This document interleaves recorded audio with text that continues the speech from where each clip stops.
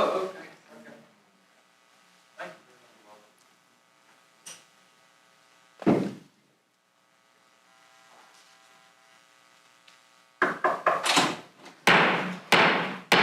The Honorable, the judges of the United States Court of Appeals for the Fourth Circuit.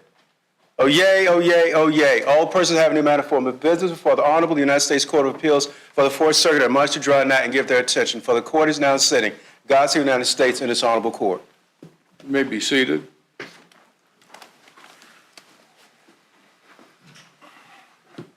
want to welcome everyone to the Fourth Circuit Court of Appeals this morning.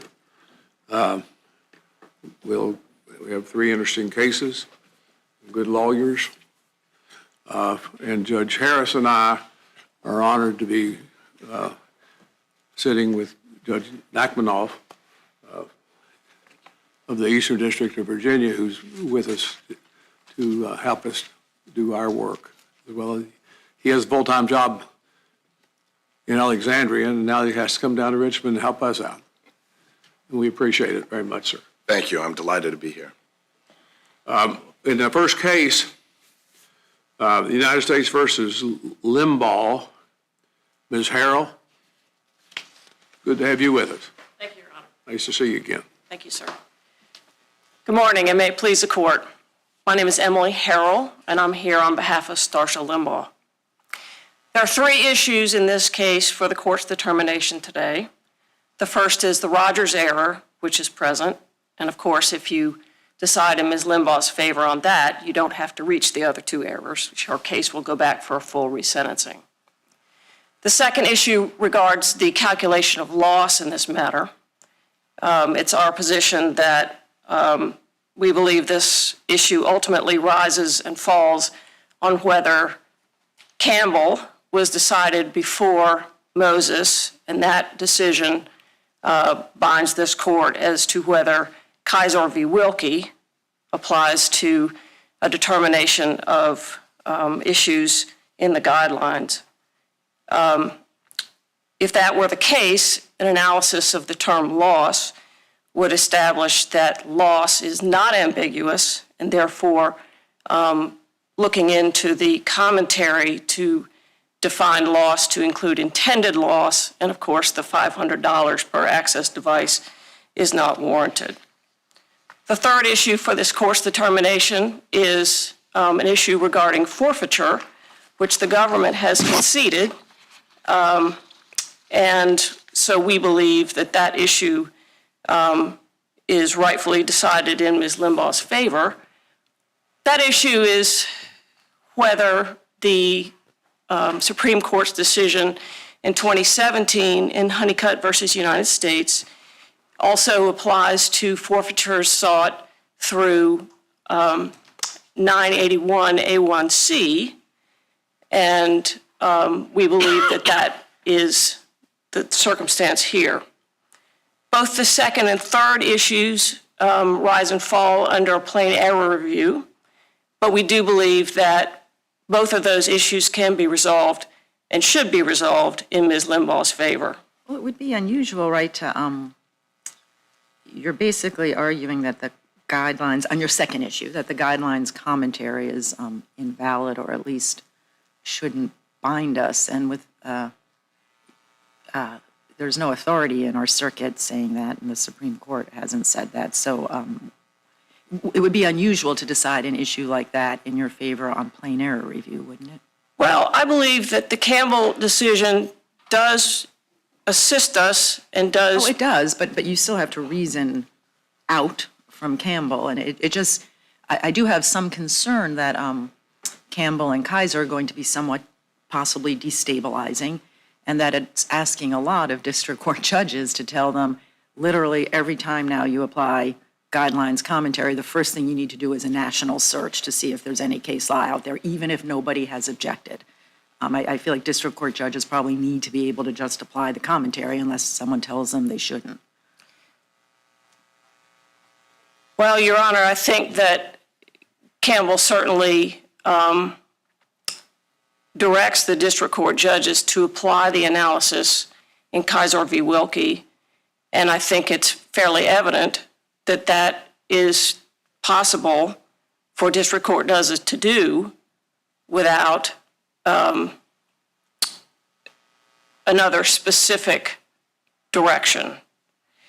In this case, the term loss, which is in the guideline itself, is under the analysis I presented in Ms. Limbaugh's brief, is not genuinely ambiguous. So you don't have to go to the commentary to define it to include intended loss. Is there any court in the country that has held, that has adopted that view? No. I think there are, I think it's the Third Circuit, or maybe the Sixth, that has perhaps, excuse me, I think it's the Sixth, that has pointed in that direction, saying that it sweeps more broadly. It's saying there's a question. Yes. Whether it's Yes. broadly, yeah. But there's not another court that has held that directly. So I believe it certainly is possible for this court to apply the analysis that Campbell requires in its alternate holding, that you have to apply the analysis that Kaiser v. Wilkie requires. The forfeiture issue is certainly. Is there a question here about Moses versus Campbell? Not in my mind, Your Honor. Campbell was certainly decided and published first. Moses published 2 weeks later. I think the binding authority in this court is Campbell because it has an alternate holding versus just the dicta that the government has argued in its brief is the alternate holding. So I believe Campbell binds this court and binds the analysis of what one would do with the term loss in 5B1.1.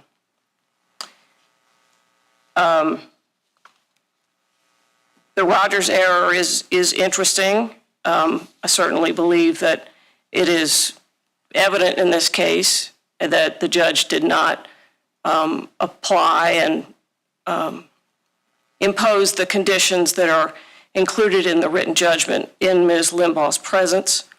Again, if you decide that issue in her favor, you need not reach the other two issues because it would go back. Distinguish Sisson, which I think was decided after Rogers, which also deals with the South Carolina case and seems to involve similar, one might say, bare bones language in that there isn't a specific reference to the PSR, but the court found it was adequate. We distinguish it based on the fact there are a couple of different reasons. In Sisson, the district judge imposed the mandatory and standard conditions, and the court found that, well, there was no other list of standard conditions to which the judge could have been referring other than the list that's contained in 5D1.C of the guidelines.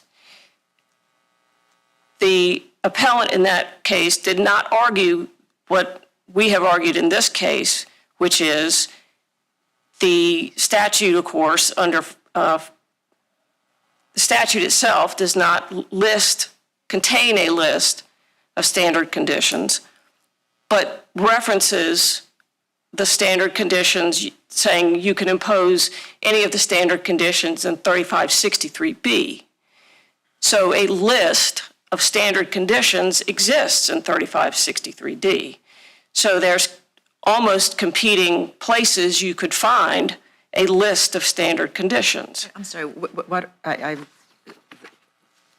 which are the two different sets of standard conditions that the judge might have been referring to? It could have been the list that is contained in the guidelines. The pre-sentence report in this case did not use the language that says at the top of that list that says these are conditions that are imposed. I may have misunderstood something important about the case, so I want to give you a chance to clarify. There's the list in the guidelines. Correct. And there's the list in the pre-sentence report, and I thought those lists were the same. They certainly can be. No, I'm in this case, are those two lists different? No. Okay. But the judge here said the standard conditions, but did not say the standard conditions contained in. But what is, in some districts, this can get tricky because Yes. the district has adopted its own list of standard conditions that is different from the guidelines Correct. list. Is there some possible standard list out there that this judge could have been referring to that is different from the list in the PSR and in the guidelines? Yes. Okay, and what? The list what? is contained in 3563B because 3583B says a judge can impose any of the conditions listed in 3563B. And that list of those standard discretionary conditions contains, I want to say 13 or 14 conditions that are different than the list contained in the guideline list. And so, as shown in my 28J letter, response to the government's 28J letter, the judge in this case did say condition 11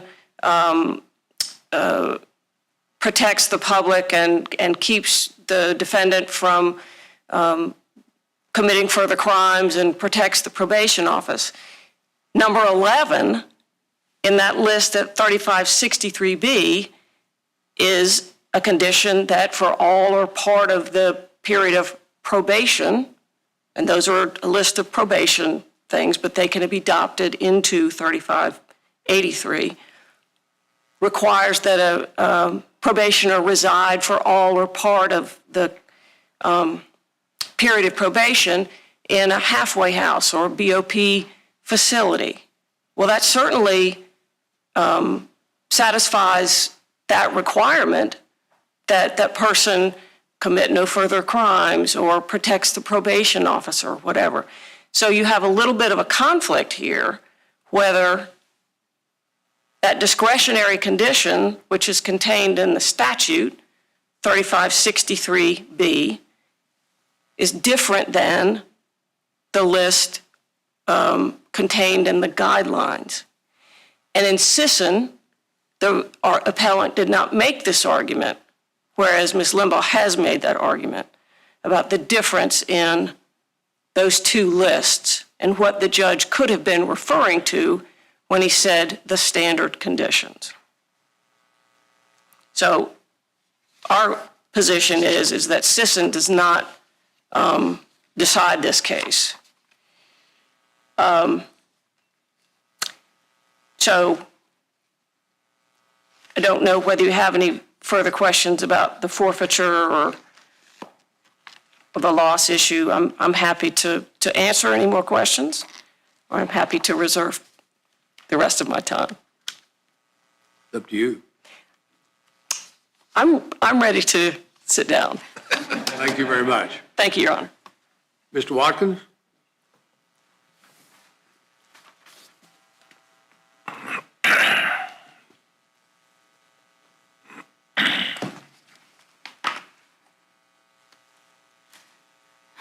Good morning, Your Honors. My name's Bill Watkins from the District of South Carolina. I represent the United States in this case. Your Honors, if I could just take the issues in order, and since we were just talking about the alleged Rogers error, I'd just point to the PSR in the record, page 204. Paragraph 125 states, in accordance with USSG 5D1.3C, the following are standard conditions of supervision. It's listed in the PSR. Judge Herlong adopted the PSR. There were no objections other than a couple of enhancements that were fully argued. Ms. Limbaugh knows how to object to something, and her lawyer did a good job arguing objections. And when he sentenced her, he said the standard conditions apply. As this court held in Sisson, there's no standing order with a separate set of conditions. These are the standard conditions from the guidelines that our district judges employ, and essentially he incorporated by reference, which Rogers and Singletary allow. Well, he incorporated by reference without using the words incorporate by reference. That is correct, Your Honor. He did not say incorporate by reference, but he did adopt the PSR. And I just don't think there's any dispute what the standard conditions were, especially when he goes over Condition 11, which deals with being a CI. Specifically references that. No question, it comes from paragraph 125, which Ms. Limbaugh had, which she read, and she understood. I think this is sufficient. Again, in Sisson, mandatory and standard conditions apply. You will comply with the standard conditions. Effectively, the same thing. So the government does not believe that there is any Rogers error in this case. You say system applies. Yes, sir.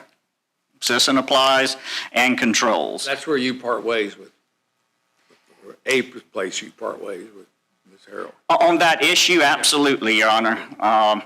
I think that's the case. Your Honors look to, it's perfectly on point. Moving on to this loss issue, Your Honors, the government would ask the court to not accept these arguments that somehow Stinson is overruled and no good, and we can't look at the commentary anymore in the guidelines. You know, if that were the case, and I'm sure especially Judge Nachmanhoff working in the trenches, as I do, who would know whether there's a correct calculation of the guidelines if we have to jettison the commentary, which is part of one of the first things a district judge must do is properly calculate the guidelines. The commentary is critical to the guidelines, as 1B1.7, a guideline itself, indicated that it's necessary for interpretation to ensure that the courts do not err in applying those guidelines. Counsel, can I ask you a question? Sort of assuming the issue is properly in front of us, even under Stinson, right, we only defer to commentary that is actually interpreting or explaining guideline text, right? Yes, ma'am. On the $500 per device, I just have trouble. Explain to me how a valid interpretation of the word loss is $500. Yeah, I would not say that's an arbitrary figure, but it's a designated figure, and Is it a definition of the word loss? I think it's Like, in what proper what definition. dictionary am I going to look up loss and find the definition $500? No, Your Honor, but if you looked at the very first book of the guidelines ever published in 1987, in their application note 4 for stolen credit cards, the loss will be not less than $100 per card.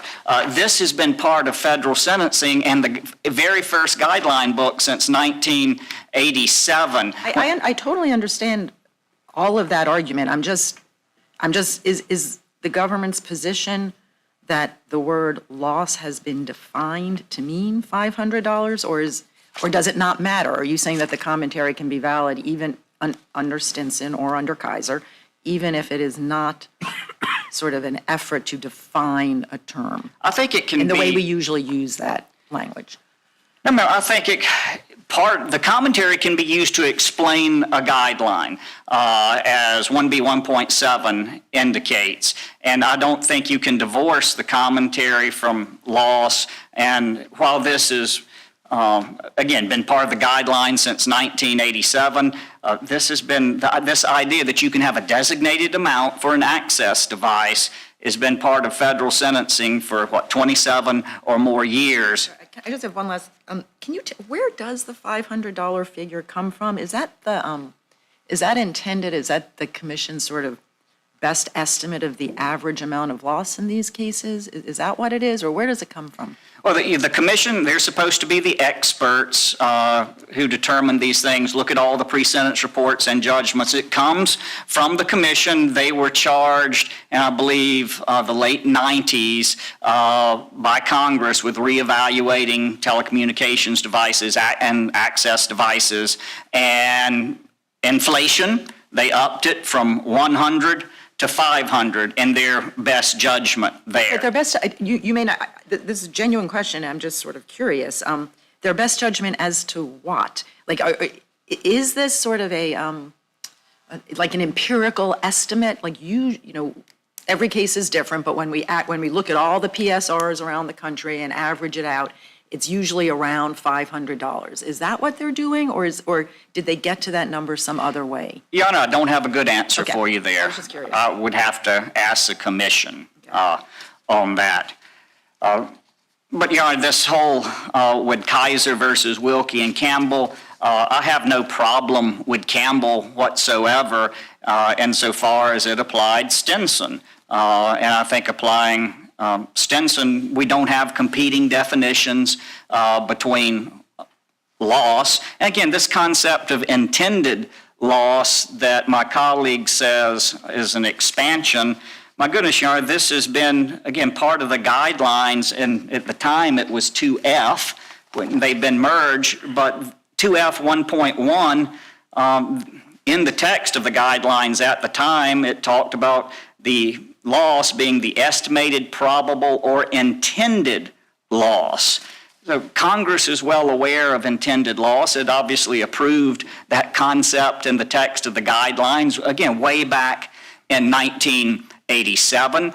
Certainly, as we've moved forward in time, the commission and all of us, not thinking anything untoward was happening by moving, say, some matters from the text to the commentary, did so as 2F 1.1 went away and all the fraud came into 2B 1.1, which we're now so used to, and definitions were applied in there, just as, again, in the old days, definitions were, we find, you know, this is rife with definitions back in 1987, explaining what minimal planning is and victims, etc. It's all baked in. It's all part of the case. And on plain error review, Your Honor, I would just encourage this court not to reach out and, again, throw our district courts into tumult about what's the starting point now. We can't look at the commentary, though, and intended loss has been part of the guidelines for so many years there. I don't think there's a conflict between Campbell and Moses. Again, as Judge Niemeyer did, I read the Campbell discourse on Kaiser versus Wilkie as unnecessary and therefore dicta. But, Your Honor, even if in future cases or in this case, you disagree with my analysis, if we did have to go, as Justice Kagan talked about, to the toolkit of statutory construction, I would urge you not to stop at the dictionary and plain meaning. In the Campbell case, for example, one of the key things relied upon there were the canons of interpretation and expressio unis as a canon. Well, there's also a canon that essentially this court should not engage in a construction that would lead to an absurd or unreasonably harsh result. And, Your Honors, I'm afraid that's exactly what we lead to if we, in effect, accept the proffered interpretation by my friend Ms. Harrell and undermine the guidelines there. We can look at essentially the context. Again, 1B 1.7, which was presented to Congress in '87, and makes clear that the commentary is necessary for judges to look to in order to understand how to properly apply the guidelines. So I just want to make sure I'm understanding your argument, that assuming Campbell, which came before Moses, is controlling and Kaiser applies, you're saying if you look at the context, that's fine, like loss is somewhat ambiguous, and reading it to include intended loss would be a reasonable interpretation, particularly in light of the history of this guideline. Yes, I ma'am. don't want to put words in your mouth, but that's roughly your argument. No, that is exactly my argument, Your Honor. If we go to those, the toolkit, the canons of interpretation, we would come to an absurd result. You look at judicial interpretations, as Your Honors know, no court in the country has bought this idea that we have to, pages and pages defining what loss is, explaining credits against loss, et cetera, have to be jettisoned in favor of, Merriam's College Dictionary. So we have judicial interpretations. Congress's purpose for certainty in sentencing, Your Honors, to avoid disparities. If different circuits can't tell, what's in the guidelines, can we look at the commentary? We're going to have that. And most importantly, Your Honors, I would point out Booker. The Supreme Court went to great lengths, though these guidelines are advisory now, to save the guidelines. Booker could have very well have come out, okay, these are not mandatory, time to disband the Sentencing Commission, we're going to have state court sentencing, essentially, again. But they didn't. They worked very hard to say, nope, they're advisory. We still need to have that starting point for the guidelines. And in light of, whether you want to call it... I guess the sort of absurd results in the parade of horribles, I'm somewhat skeptical. I mean, all we're talking about here, right, if your colleague is right, is this stuff just needs to move up over the line. Put it in the guideline. No one is saying you can't have guidelines. They're just saying you can't do the work of the actual guidelines under the line in the commentary. It's a policy judgment. You like the number 500? That's fine. Run it by Congress. Well, Congress was fine with an arbitrary figure clearly of 100 because the first guideline book was presented to them, and we've had a figure, however that was calculated since then. So I would argue it has been run by Congress. I would also argue, as in Moses, as Judge Niemeyer pointed out, as a practical matter, the commission goes through a notice and comment period where parties have an opportunity to object, raise issues. What the commission does is not done in the dark. And also, Your Honor, this whole idea of Kaiser versus Wilkie and the policy debates in the Supreme Court and otherwise about the administrative state.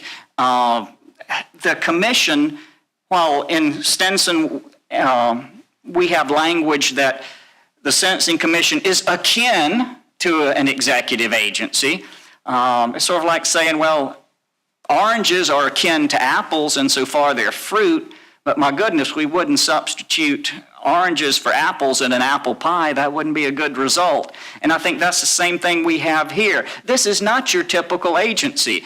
Typically in the administrative state, we have quasi-judicial, quasi-legislative, quasi-executive functions.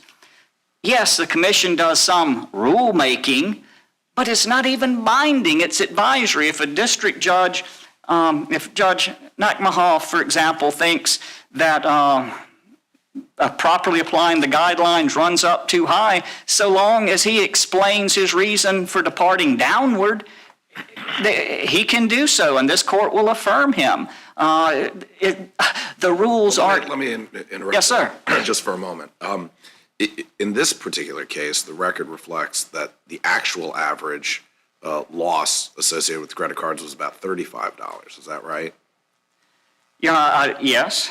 And so what we have is commentary that the commission, and we're not clear here on the record how they came up with the $500, whether it was through empirical research, looking at PSRs, whether it was through some other kind of fact collecting that came up with $500. But we have potentially a sentence that's based not on the actual loss or even the loss that is associated with these credit cards, but is potentially, a much higher number.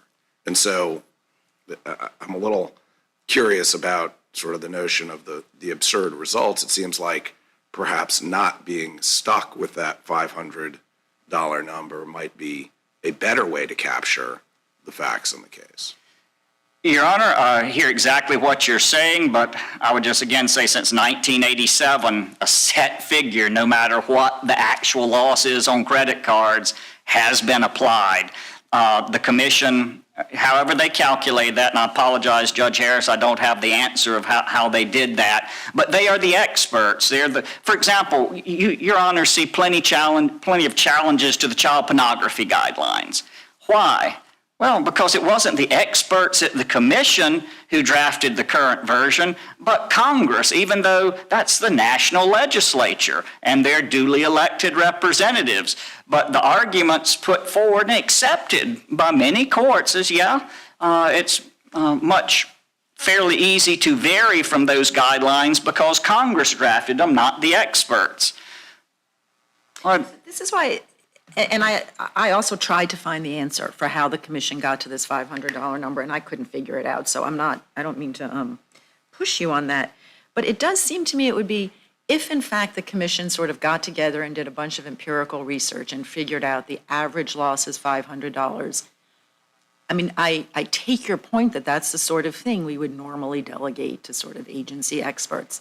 But if they got together and figured out like, wow, these devices are really bad, we want to deter people from using them, so we're going to jack the number up to $500, that starts to seem like a real policy judgment that ought to be above the line and in the commentary. And so I really am not faulting you, but this is why I'm really struggling, again, assuming the issue is properly before us, with this question of where that number came from. Like, what kind of a judgment does it reflect by the commission? No, Your Honor, again, I don't have the answer, but with these credit cards, white plastic, individuals can change those numbers on these cards, and we never can be sure because it's so easy to code and decode. Was that the only account number on this card they used? What if the devices were gift cards and they had a particular value? So like this is a $50 gift card, but under the guidelines now, the loss is going to be $500. I guess I'm going back to Judge Nachmanoff's question. It doesn't seem absurd to me to think that the loss ought to be what is the face value of the gift card. Like I understand it might, it's perhaps not the only answer, but it doesn't seem like an absurd answer.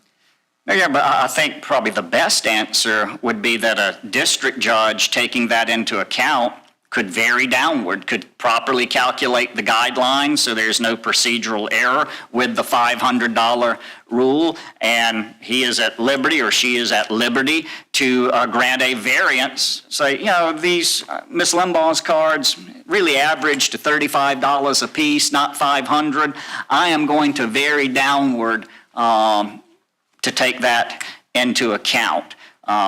Because, Your Honor, I do understand where you're coming from on this issue with the access devices. I'm just afraid that that is part of a slippery slope. I know we all have to be careful with slippery slope arguments, but we need this book and the integrity of it to do our jobs down below. If not, it's going to be a lot of work for you folks up here, as almost any case would be appealable, because who knows what the guidelines are. Perhaps the commission can address this later on and hear of arguments like this and fix some of these things. This is why I would have expected you to emphasize more the plain error aspect of this case, because I am inclined to agree that if district courts have to deal with this, even in the absence of an objection, that is going to be a very difficult process. Correct, Your Honor, and as I point out in the brief, this error doesn't jump off the page. No court in the country has held this on intended loss. I believe we have one Sixth Circuit case that has taken the view on the access devices. But again, we are under plain error here. And I see my time has expired, though I'd be happy to answer any more questions that Your Honors have of me. Talk about that forfeiture issue for a minute. Yes, sir, Your Honor. I agree with Ms. Harrell that needs to go back. That's what I want you to say on the record here. Yeah. I'm saying it, sir. But what about the Honeycutt case? We need to not decide it here? Your Honor, Just accept your concession and go The Solicitor General's office is, and I believe it's Pythman, essentially, as Justice Sotomayor pointed out in a opinion, conceded that there's really no structural fundamental difference between the drug forfeiture statute in Title 21 and the statute at issue here. Some courts have found that because there is some difference in language and made distinctions. While I might think that's some good reasoning by those courts, I am not at liberty to make those arguments, as the United States has conceded that. And I think that issue needs to go back to... Your position is that of the Solicitor General. Yes, sir. I might get in trouble if it was something else. Good idea. Thank you, Your Honors. Thank you, Mr. Watkins. It's good to have you again. Always good to be here, sir. Good to see you. Ms. Harrell?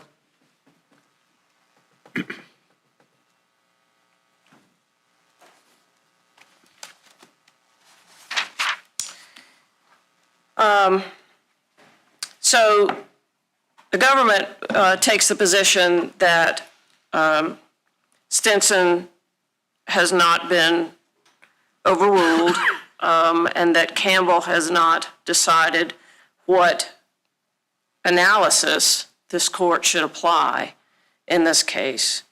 Can I ask you a question? Can you tell me why it matters for purposes of your argument, whether we're under Stinson or under Kaiser? I am strongly inclined to agree. Campbell resolved this. It was first. We're under Kaiser. But I'm not sure. I mean, even under Stinson, we're not supposed to defer to commentary that does more or something different than actually interpret the guideline. Do you feel like maybe you win under Kaiser but lose under Stinson? Yes and no. It matters significantly in Ms. Limbaugh's case because of the calculation of the intended loss. The actual loss in her case was around $48,000. The intended loss jacks her up to $248,000. I certainly understand that why it matters whether you consider intended loss. Correct. And so the $500 per access device falls into that argument as what is it, $50,000. Well, so that leaves $190 some odd thousand that would not have been calculated and would not have impacted her, upped her guideline range. I guess, but is your position that the intended loss guideline is valid under Stinson but invalid under Kaiser? That's what I'm trying to get at. Does it matter whether we're looking at this under Stinson or under Kaiser? If you have to look at it under Stinson, I believe that she would not prevail. Okay. If you apply the analysis under Kaiser, I do believe she would prevail because the term loss in the guideline itself is not ambiguous. And so therefore you don't resort to the commentary to define it as intended loss or the $500 per access device. So it makes a very big deal to her. I'm not as sure as you are that it's fine under Stinson, but that's okay. I did not present that argument, and I would certainly believe that. Talk some other time. Right. I also, if you look at, it doesn't specifically talk about how it got to the $500 per access device, but I did talk a little bit about the history of upping from 100 to 500. I think it's on page 26 of my brief. It talks a little bit about how Congress did that. The government has acknowledged before this court in its response to Moses's petition for rehearing that Campbell controls an analysis, that Campbell is the controlling case instead of Moses as far as analysis of the guidelines.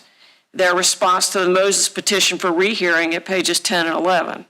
So, and they have taken the same position in front of the United States Supreme Court in a brief in opposition to certiorari in Tab versus United States.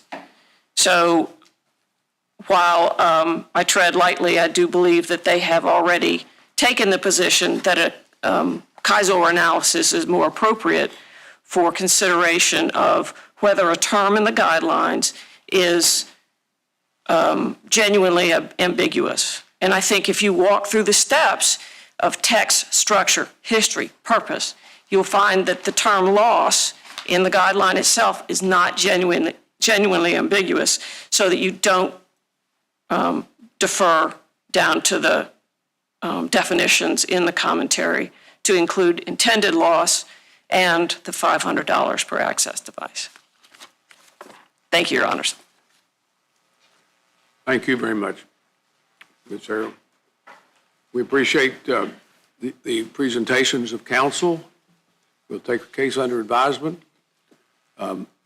If we could do so under the pandemic rules we've implemented, we would come under those rules. We can't come down and shake hands. We'd like to. But next time you're here, we'll do that. Thank you, Your Honor. I appreciate it. Mr. Clerk, we'll proceed to call the next case.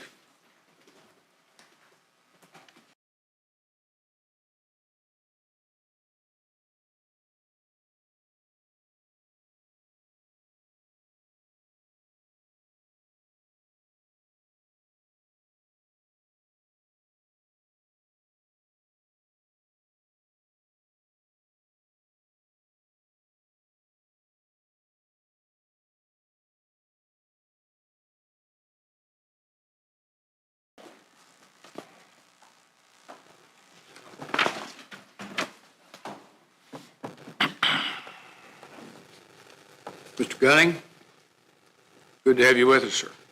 Thank you, Your Honor. Good morning, Your Honors, and may it please the court. My name is Ben Gunning, and I represent plaintiff appellant Matthew James Griffin. I would like to reserve 3 minutes for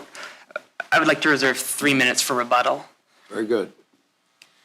North Carolina's administrative remedy procedure set a 90-day window for Mr. Griffin to submit his involuntary sedation grievance.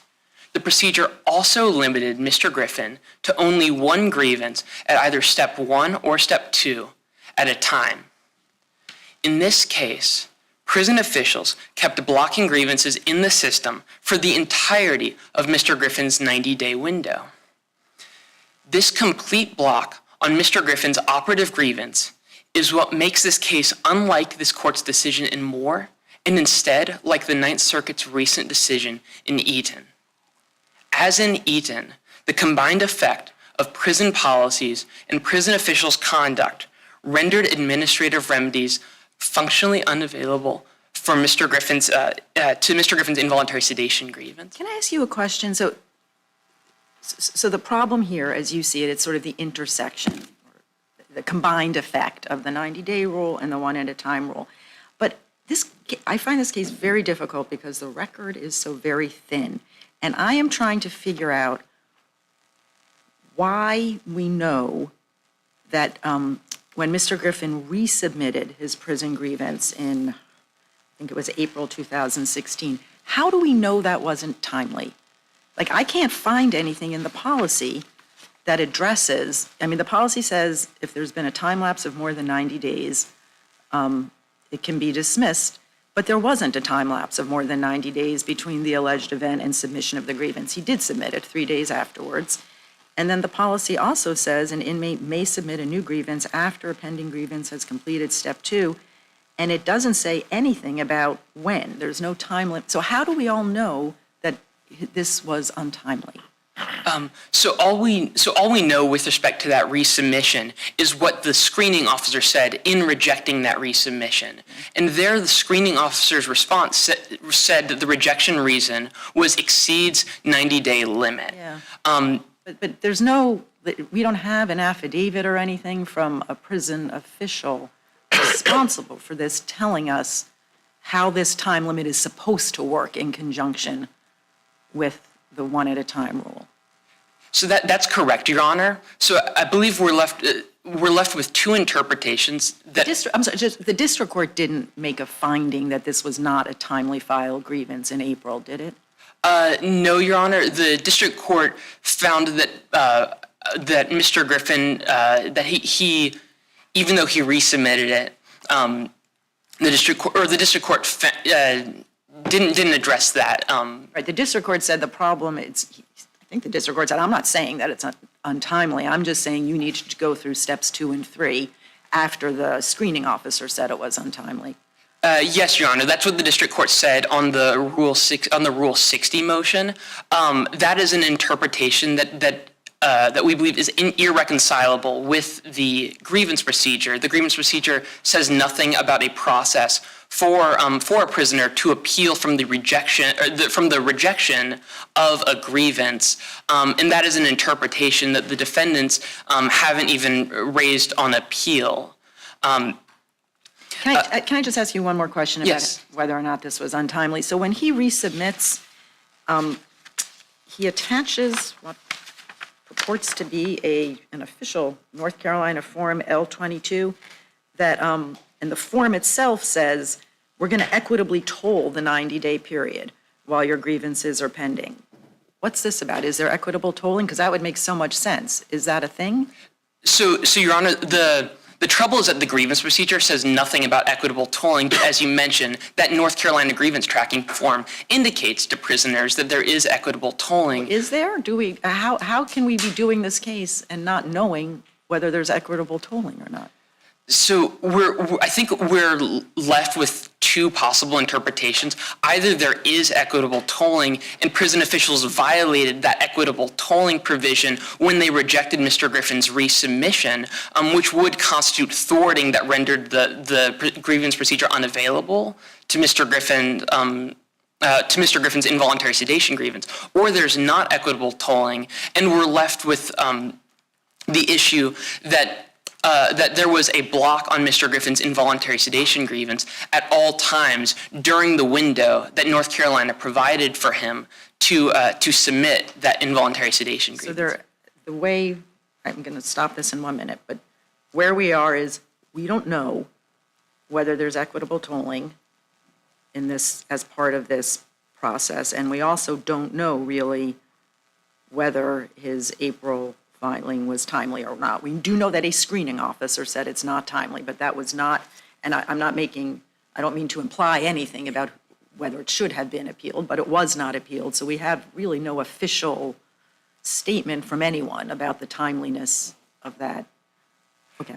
Right, so all we have is the actual practice and what the prison officials applied in this case, which was their rejection of that resubmission on the grounds that it exceeds the 90-day time limit. So as I mentioned, so that under either interpretation, whether or not there's equitable tolling, prison officials at some point violated their rules in the processing of Mr. Griffin's involuntary sedation grievance. Either they rejected his resubmission incorrectly, or they, I guess even if the rejection was correct, they violated their rules at several steps in keeping blocking grievances in the pipeline at all times during that window in which Mr. Griffin could have submitted his. At what point in time did you all get in this thing? Apologies, could you repeat that? At what point in time did your firm get involved in the representation here?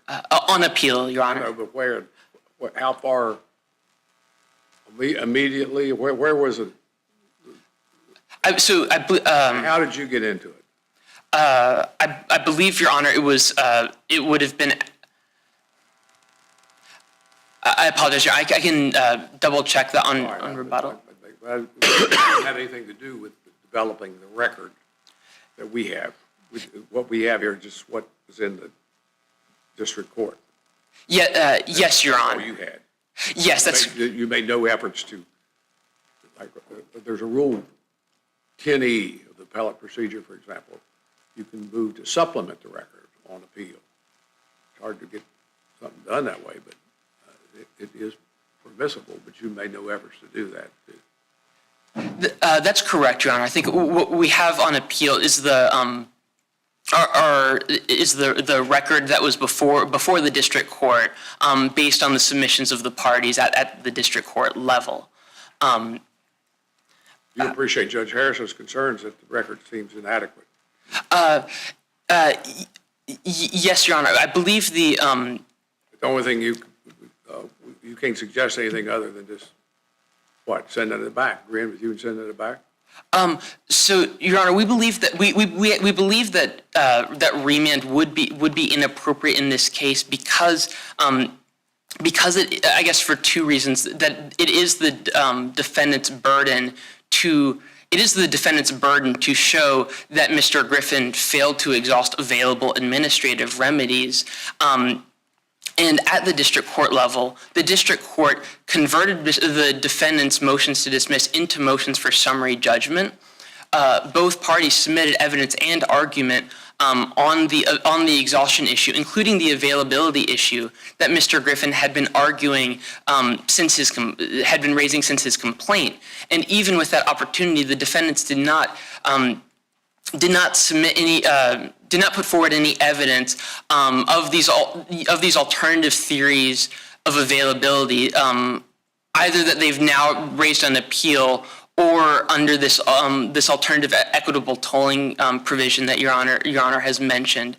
And because of that, our position, we believe that's remanding back to the district court for the exhaustion issue would be giving the defendants additional bites at the apple when they already had the opportunity.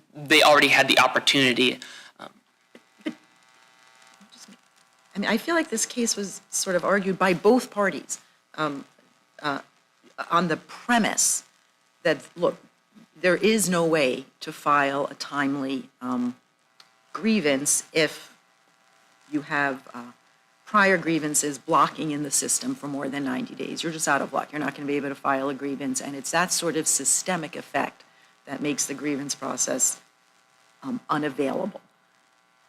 If that's not true, if it turns out like there's equitable tolling or the 90-day clock doesn't work that way, I don't know on what grounds we could say this was an unavailable process. And I'm not sure it's enough. If someone made a mistake in denying a grievance, I don't think is that enough to say the process is unavailable? So I believe it is, Your Honor, because our position is that there was no way for Mr. Griffin to obtain recourse for that mistaken interpretation, if it was in fact mistaken. Let me just ask you to respond to, I think, the argument that's being made by the other side that looking at the dates, the chronology, your client filed his grievance regarding the kosher meals on October 27th, 2015, and 2 days later, the grievance was accepted. Under the regulations, when they fail to act upon it within 20 days, the regulations indicate that he had the ability to appeal, to move it on to step 2. Now, they didn't move it on to step 2 until February, and why, we don't know.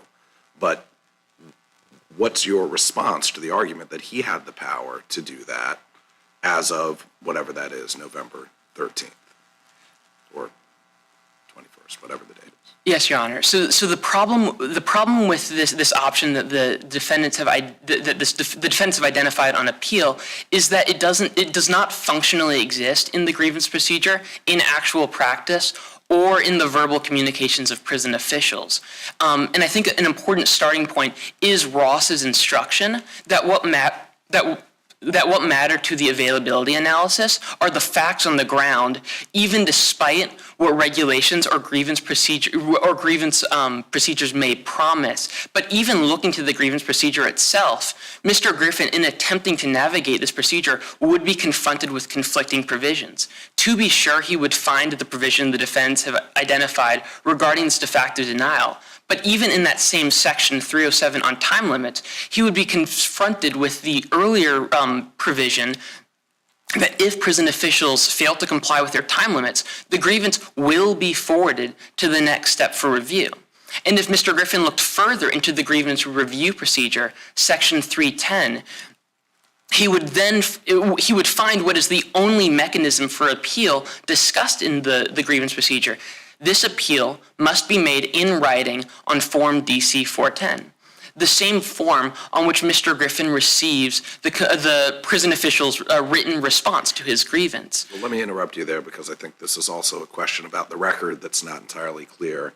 I'm looking at Supplemental JA5, which is one of those examples where there's the appeal noted on the Form DC 410A, and that's numbers 20 through 34. And I think that's what you're referring to, which is where it's directed and expected that when you receive the grievance back and told it's been denied, you can check the box. But of course, if they haven't acted upon it, you don't have that piece of paper. Is it required that it be the actual piece of paper that was submitted, or could he have simply asked for another DC 410A and filled it out himself? In other words, would that have been sufficient to move it on to step 2? Your Honor, I think the trouble is that the grievance procedure does not offer any guidance as to that possibility, rendering the grievance procedure, under that proposed interpretation, rendering that grievance procedure opaque. That is, creating this procedure that is unknowable and unnavigable by a prisoner attempting to navigate it in real time. And that point also ties into to the actual practice, the evidence of actual practice that we do have in this case, which is that in every appeal in this record, Mr. Griffin appealed through that 310B1 and C1 mechanism, receiving the prison official's written response and signing and noticing his appeal immediately below that. And indeed, not only that, but the record also contains 2 examples of prison officials applying the conflicting provision 307C regarding automatic forwarding, both with respect to their automatic forwarding of his kosher diet grievance due to the due to the time frame violation, as well as their processing of a subsequent grievance. So the actual practice bears out no evidence of this appeal from the absence of a response, and in fact bears out that the only ways that appeals have proceeded on the record is through these inconsistent procedures and mechanisms. And to the final point, looking to verbal communications of prison officials, when Mr. Griffin affirmatively reached out to the prison screening officer in January about the possible resubmission of his involuntary sedation grievance, this prison screening officer said nothing about any of these options now argued by the defendants on appeal, nor did the screening officer. Nor did what the screening officer strongly suggested was that Mr. Griffin had to wait, that Mr. Griffin's involuntary sedation grievance could not be resubmitted until all pending grievances had completed step 2.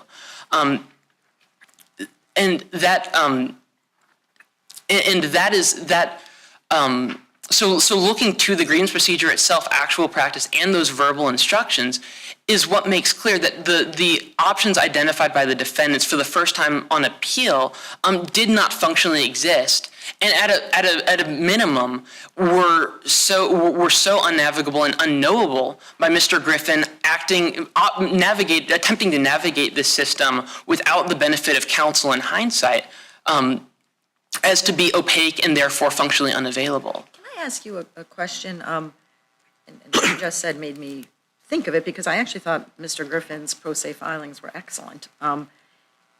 Did he, and he really did lay out the whole kind of theory the whole theory for unavailability, the kind of intersection of these 2 rules.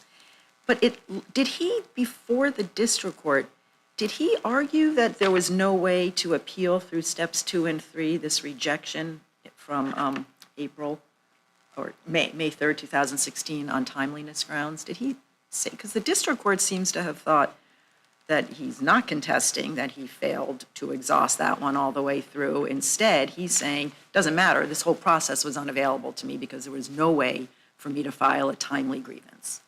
And Your Honor, I apologize, I see my time has expired, but if I might answer your question. You answer all questions. You stay there and answer questions. Thank you, Your Honor.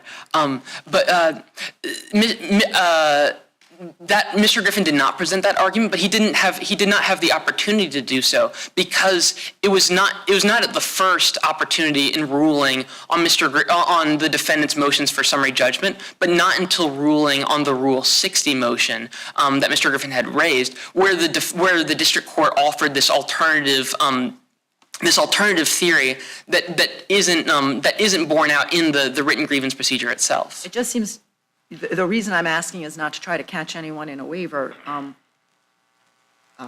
This also seems to be something that the record doesn't really speak to, what Mr. Griffin was supposed to do once this thing came back rejected as untimely, whether there was anything he could do, and if so, what.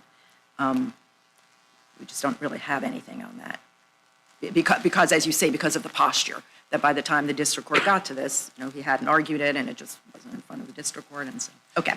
And if I could may I respond to that briefly, Your Honor? Yeah. I would just direct the court in the grievance procedure itself. I believe the relevant provision there is section 310A, I believe 310A6, which talks about the rejection of a grievance and providing notice, but it provides no opportunity or no contemplation of an opportunity for a prisoner to appeal that. It contains this language about that the facility head may in their discretion review, but then it goes on to it does not contemplate a role for the prisoner in this process until the facility head has independently exercised that discretion. At which point the facility head would offer this opportunity to the prisoner, which the prisoner might decline, which would not make sense if it was implicit in this procedure that the prisoner had earlier asked for that opportunity. And unless there are any further questions, Your Honor, I'll reserve the remainder of my time for rebuttal. Thank you very much, sir. We do save a couple minutes, 3 minutes, yeah. Ms. Brennan?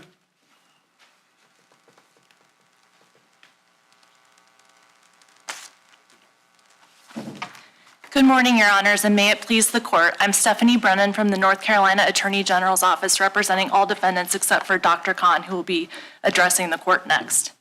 Except for who? Whose counsel will be addressing the Court? Dr. Kahn. Very good. There's no dispute in this case that the PLRA requires exhaustion of all available remedies and that plaintiff failed to exhaust. The plaintiff contends under very fact-specific circumstances that the two rules mentioned. I hate to stop you right No, there. you're fine. I had actually thought that you were right and that there is no dispute that there was a failure to exhaust because this April resubmission was not taken through all three levels. But your colleague on the other side says there was no process for taking it through levels 2 and 3.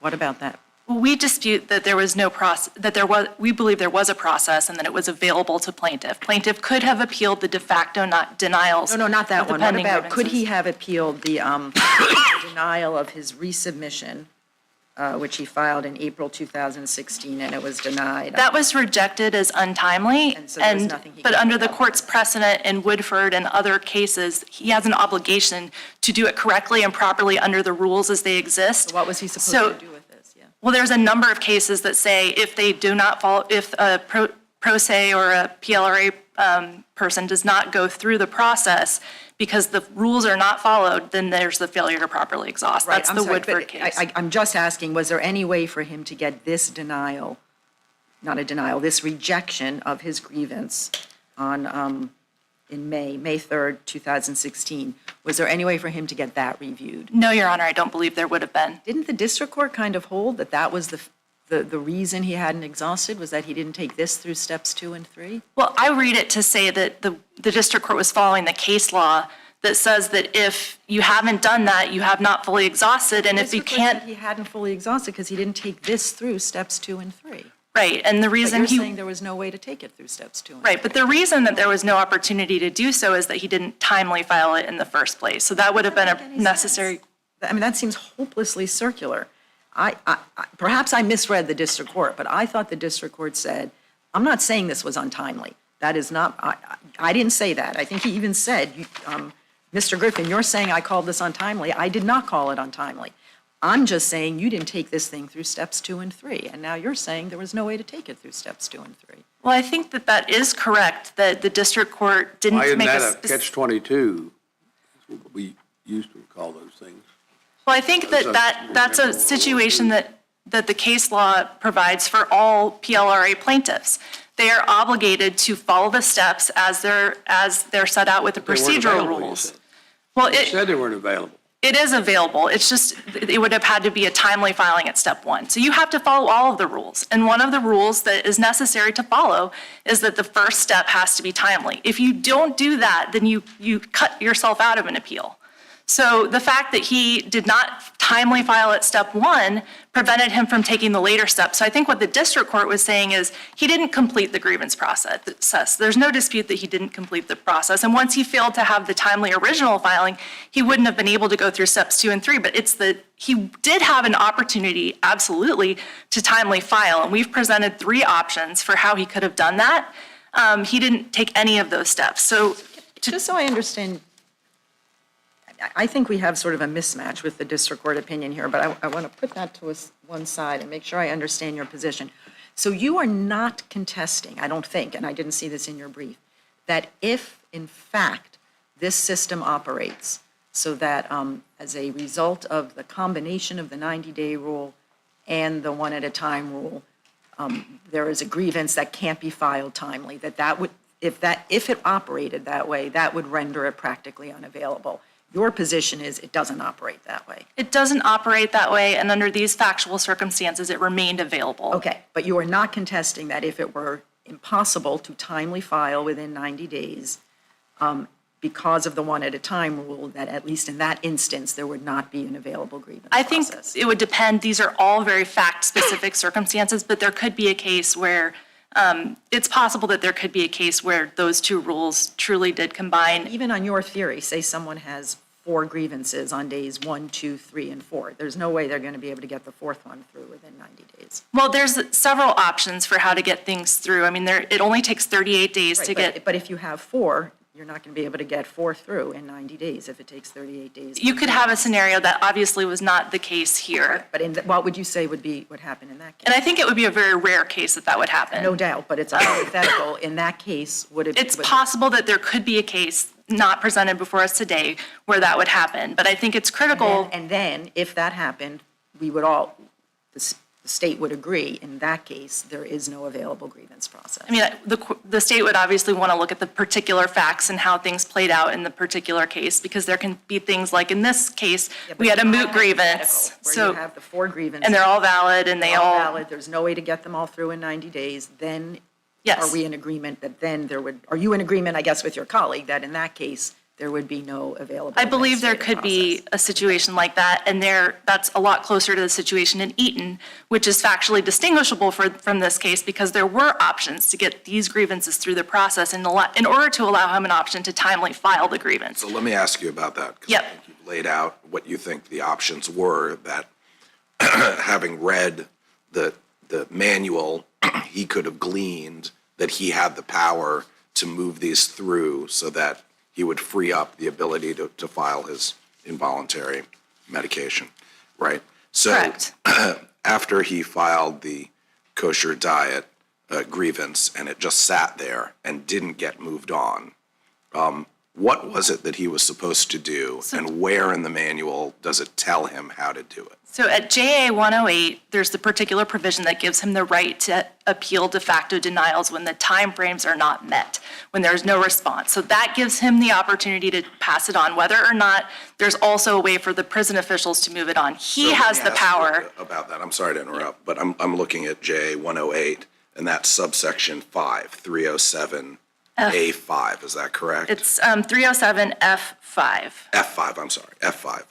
And so what it says is that at any time, if it hasn't been ruled on, the absence of a response shall be a denial that the inmate may appeal. So that's what you're relying on. And then it says, but the 24 hours time limit to request an appeal does not begin until the inmate receives a written denial.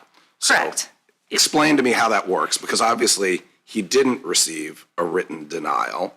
And was he supposed to do something to prompt them to give him the piece of paper so that he could file the written denial?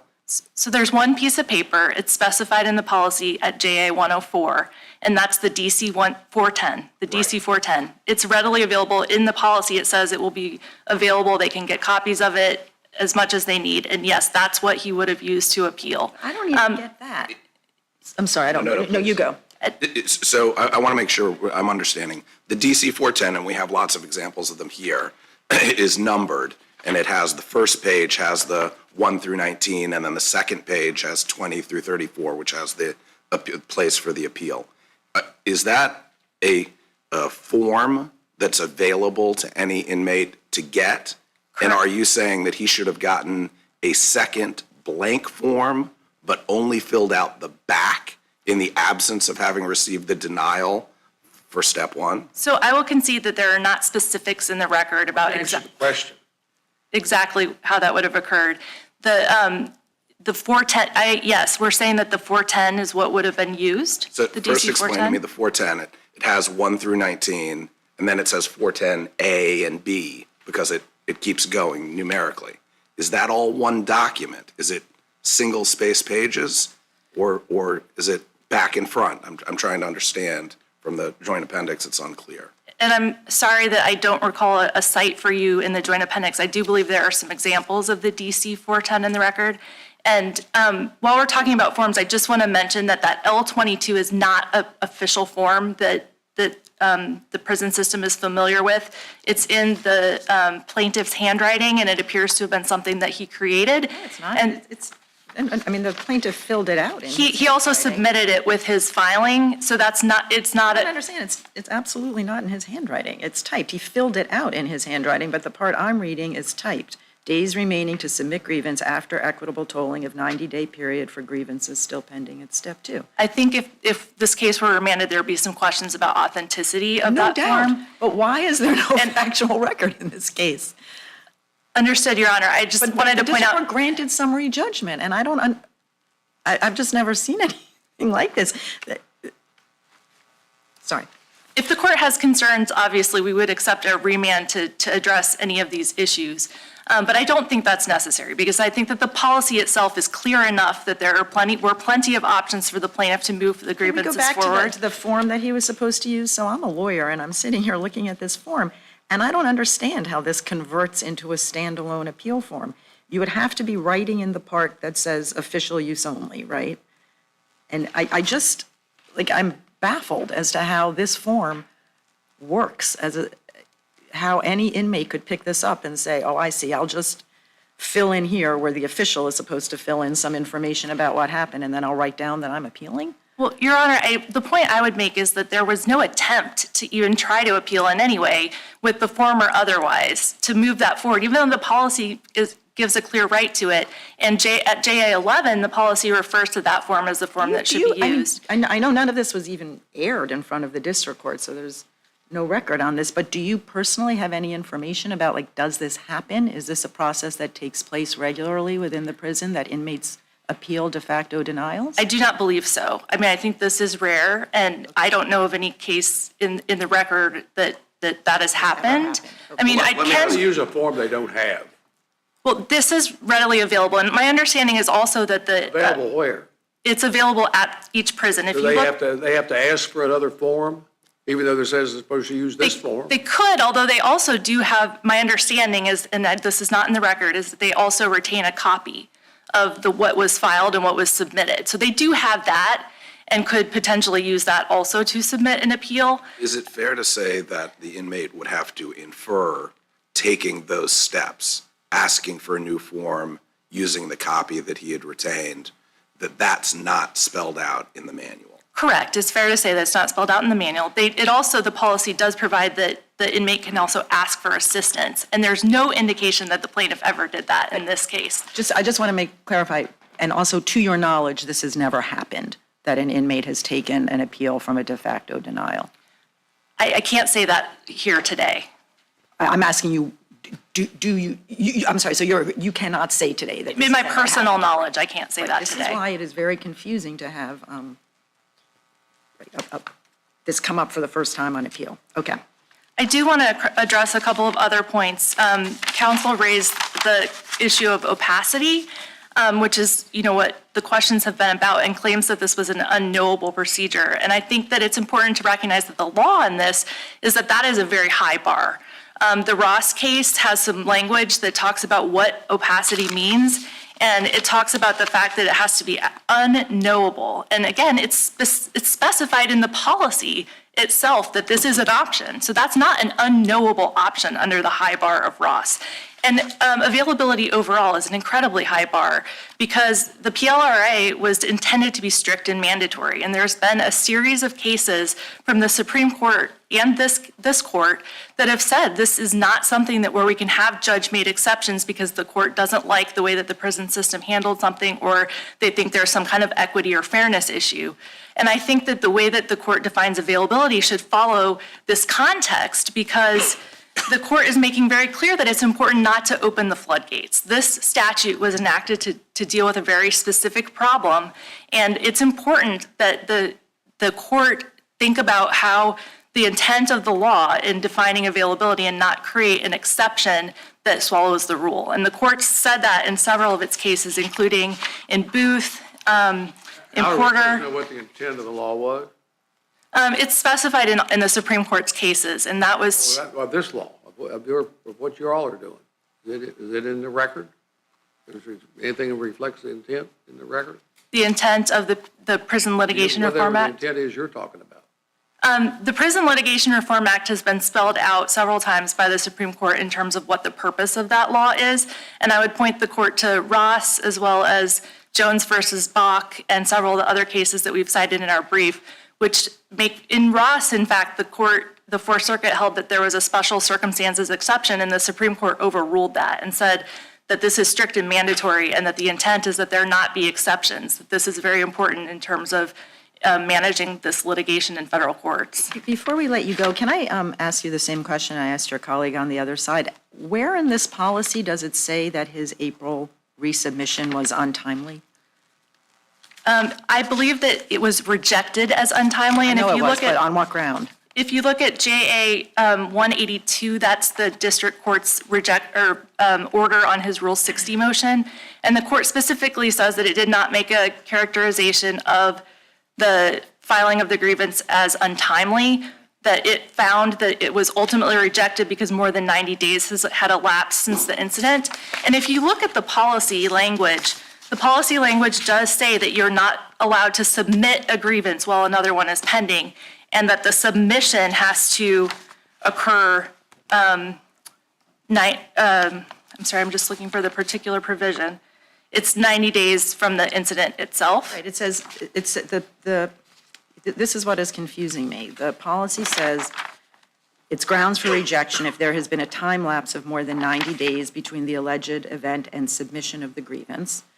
And here, the grievance was in fact submitted 3 days after the incident. And I would assume that the concern here is like a staleness concern, but you wouldn't have that concern here. Everyone was on notice 3 days in. And then, and I understand that one wasn't rejected. I can't remember what they did to it.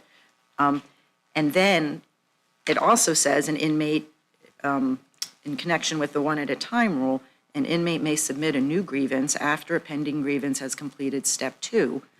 And it doesn't say there, like, so long as it's within the original 90 days, or you have to do it within 5 days after the pending grievance complete. There's just nothing about when that sort of resubmission has to take place. So it's just not obvious to me, at least, that I just think the policy doesn't really clearly address the intersection of these two rules.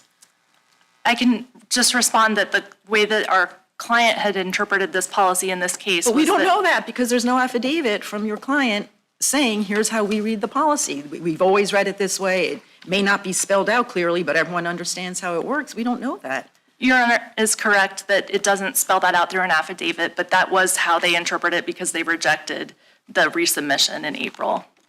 And I see that my time has expired, so unless the court has further questions for me, I'll allow Dr. Khan's counsel to address the court. Further questions? No, thank you. Any other? Thank you, Your Thank you Honors. very much. Ms. Maldonado. Good to have you with us.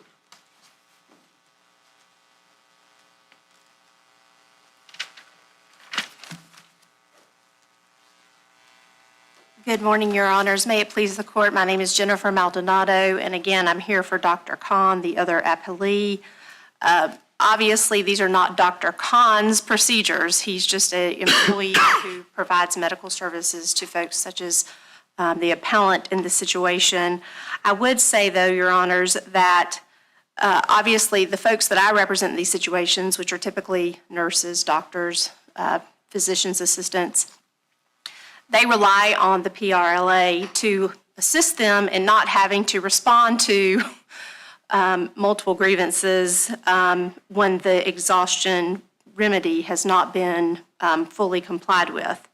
I personally don't have any knowledge to add with respect to the interpretation of the policy because that is something that folks that I represent typically do not do.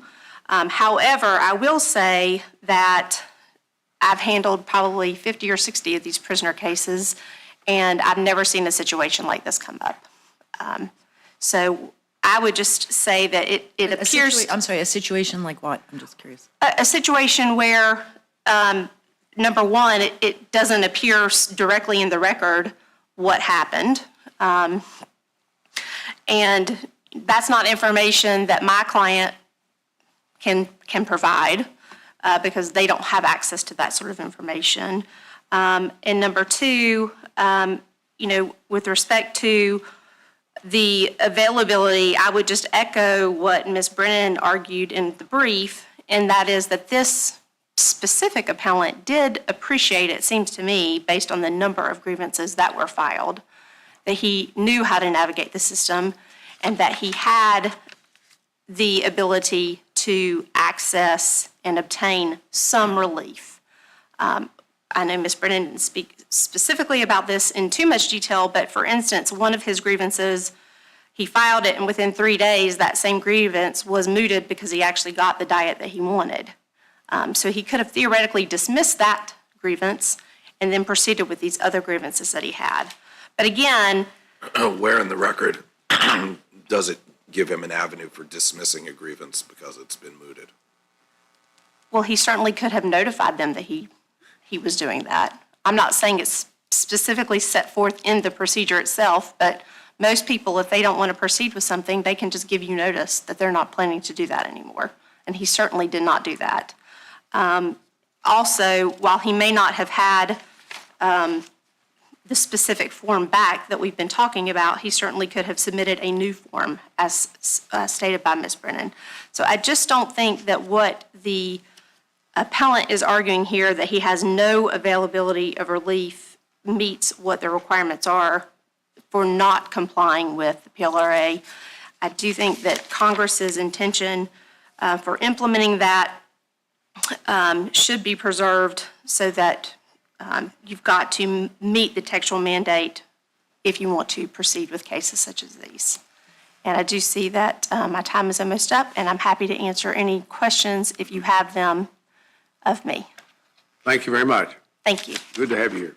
Thank you.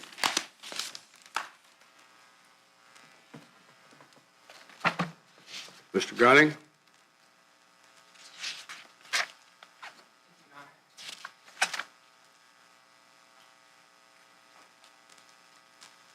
So with my remaining time, I want to address 2 points raised by the defendants. Circling back to this de facto denial option and talking about this supposed floodgates problem they've alluded to. With respect to the supposed appeal from a de facto denial, I want to emphasize that the grievance procedure, Mr. Griffin's actual experience with the process, and the prison officials' verbal communications to him did not contemplate a mechanism for him to pursue this appeal, and certainly not a mechanism that was knowable and navigable for him in the moment. I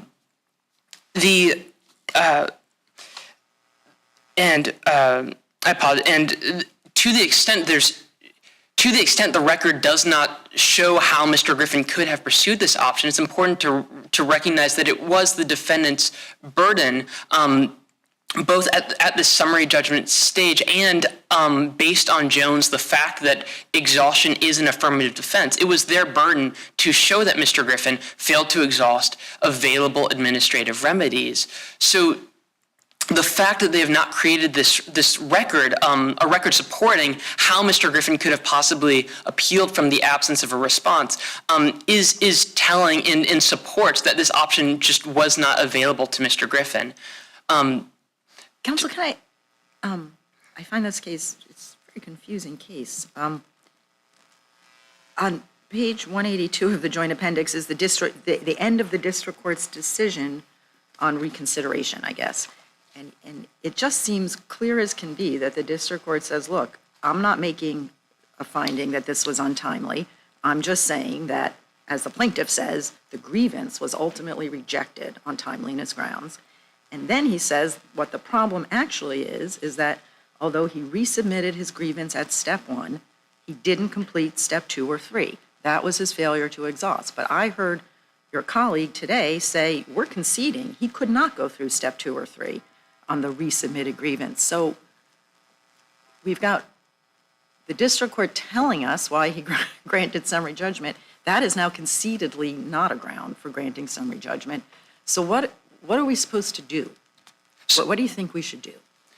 So we would agree that the district court's decision was error and was unsupported by the record, as demonstrated by the defendant's concession here. So at a minimum, we would accept remand. However, our position is further that on this record, on the record based on the evidence presented by both sides, administrative remedies were not available for Mr. Griffin's involuntary sedation You would grievance. accept a remand for what? That is the difficult question. Yes, That's the reason, part of the reason I'm sure Judge Harris asked the question. yes, Your Honor. So What's your position as to what you want? our position. We're entitled to that. Yes, Your Honor. So our position is that that this court should reverse the grant of summary judgment on exhaustion grounds, and that remand is inappropriate for further factual development on the exhaustion issue. Remand's inappropriate. That is our position, yes, Your Honor. So you don't want a remand? You're against a remand? That's your position. on the exhaustion issue, yes, Your Honor. You're against a remand? Yes, Your Honor. For Want us that. to enter summary judgment in favor of your client? Sorry, no, I apologize. I apologize, Your Honor. We do want remand for the case to move forward. We don't believe that remand is appropriate to go back to this exhaustion issue, because there has been development of the finding that exhaustion there's an exception to exhaustion and the case can go forward to trial. Yes, Your Honor. And so the way you would get there without any factual development of this record is to say there's no factual development of the record. It was their burden. They didn't develop a record to show that this was an available system. Yes, Your Honor. And I apologize. Have you made that as clear as you can make it? What you want? I'll try just one more time to make sure, Your Honors. We believe it was the defendant's burden to prove that there were. You've explained everything. I'm asking you what you want. Tell us what you want us to do. Yes, Your Honor. We want the court to first reverse the district court's grant of summary judgment on exhaustion grounds, and remand not for further factual development on the exhaustion issue, but remand for this case to go forward on the merits. That's what you want. Yes, Your Honor. And what? I apologize. I understand my time has expired. Could I? You got something else to tell me about what you want? No, Your Honor. I was hoping to just briefly address their floodgates argument. What? Their floodgates argument, or their argument that the ramifications of this case would open the floodgates. And that is just not supported in this record, as this court recognized in Moss. There's no floodgates going to be open. No floodgates will be open. The ramifications are actually quite modest in this case. We don't want any floodgates. That's correct. Agree with you. We don't want to open the floodgates either. That's correct, Your Honor. And there wouldn't be any What's flood. wrong with you on that? We don't want to open the floodgates. Yes, But, right, we'll agree with that. I will, anyway. yes, Your We Honor. don't open the floodgates. But I want to ask Ms. Brennan, she mentioned something about a remand.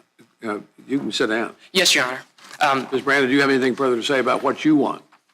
Your Honor, I believe that the court should affirm and that a remand is unnecessary.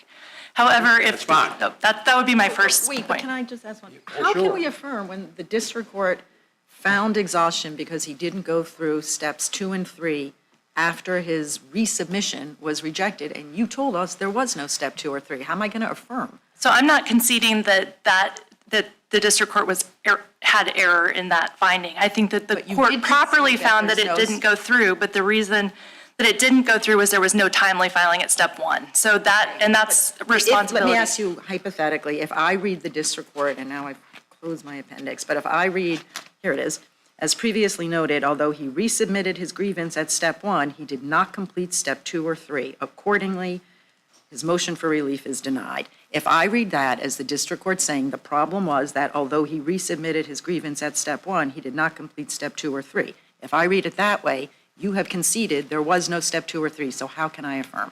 I think you follow Woodford and you follow Moore, which says that the responsibility was on the PLRA plaintiff to file timely in order to be able to complete all of the steps. That's not what the district court said. The district court said, I'm not finding that it was untimely. So if that's the theory you want me to, so I guess you want me to say the district court was wrong, but I can affirm on this alternative ground. I think that the district court was saying that he could have submitted it timely in some way or to not get it rejected at step 1, in which case he could have gone through and that was his responsibility in the process. I heard you say that you would accept a remand. I would accept a remand if the court believes Earlier. it's Go necessary. ahead, now tell us what? I prefer that the court affirms and I But what don't, would, you said you would accept a remand. What would you accept a remand for? further factual findings about exhaustion if necessary, if the Okay. court believes that's necessary. Okay, that's what I wanted you to specify. Thank you, Your Honor. Thank you all. Thank all of you. And we appreciate very much your help in this case. Appreciate your work and thank you. If at this point in time, it's the practice of the Fourth Circuit Court of Appeals to leave the bench, the panel leaves the bench and comes to the well of the court and greets the lawyers. But we're not going to do that today because we're still with this pandemic limitation. So we apologize for not being able to do that, and we'll do that the next time you come in. But thank you for your work. And with that, Mr. Clerk, we'll take a very brief recess.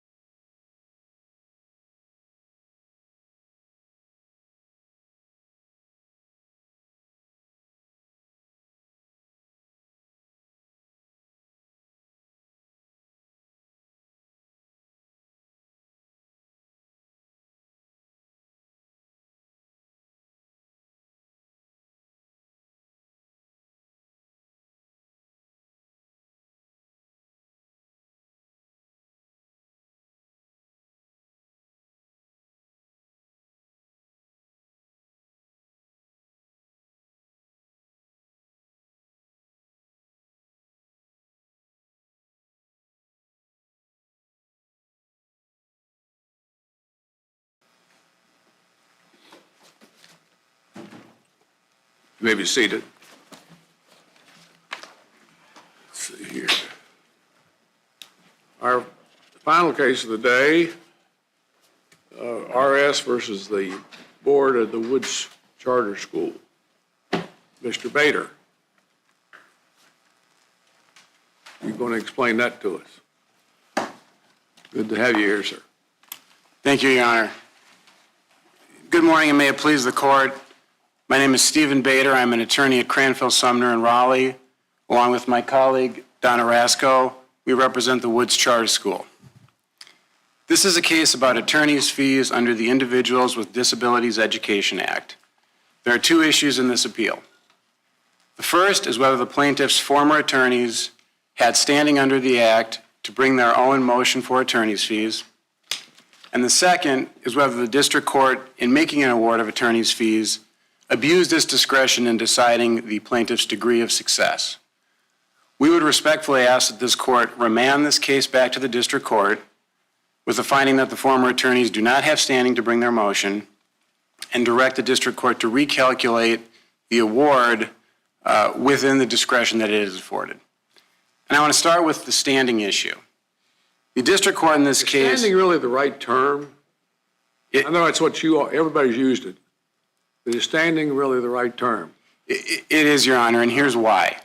The court received two motions for attorney's fees in this case. Right, I understand. A motion filed by the plaintiffs, and then a motion the next day filed by their former attorneys. Well, it said it was filed by the plaintiffs. Or did it? But if it was filed by the plaintiffs, then plaintiffs are the right party. Absolutely. That's right. That's okay. And Judge Schroeder, pretty able fella.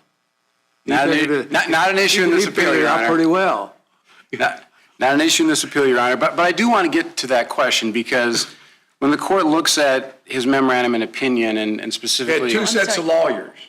Right. That's what yeah. Well, that is and it isn't. Two sets of lawyers. So and they did a lot of work here. But I disagree to some extent with with... a fee shifting provision. That's correct. It's like 1988. Also correct. Also correct, but important to the standing question.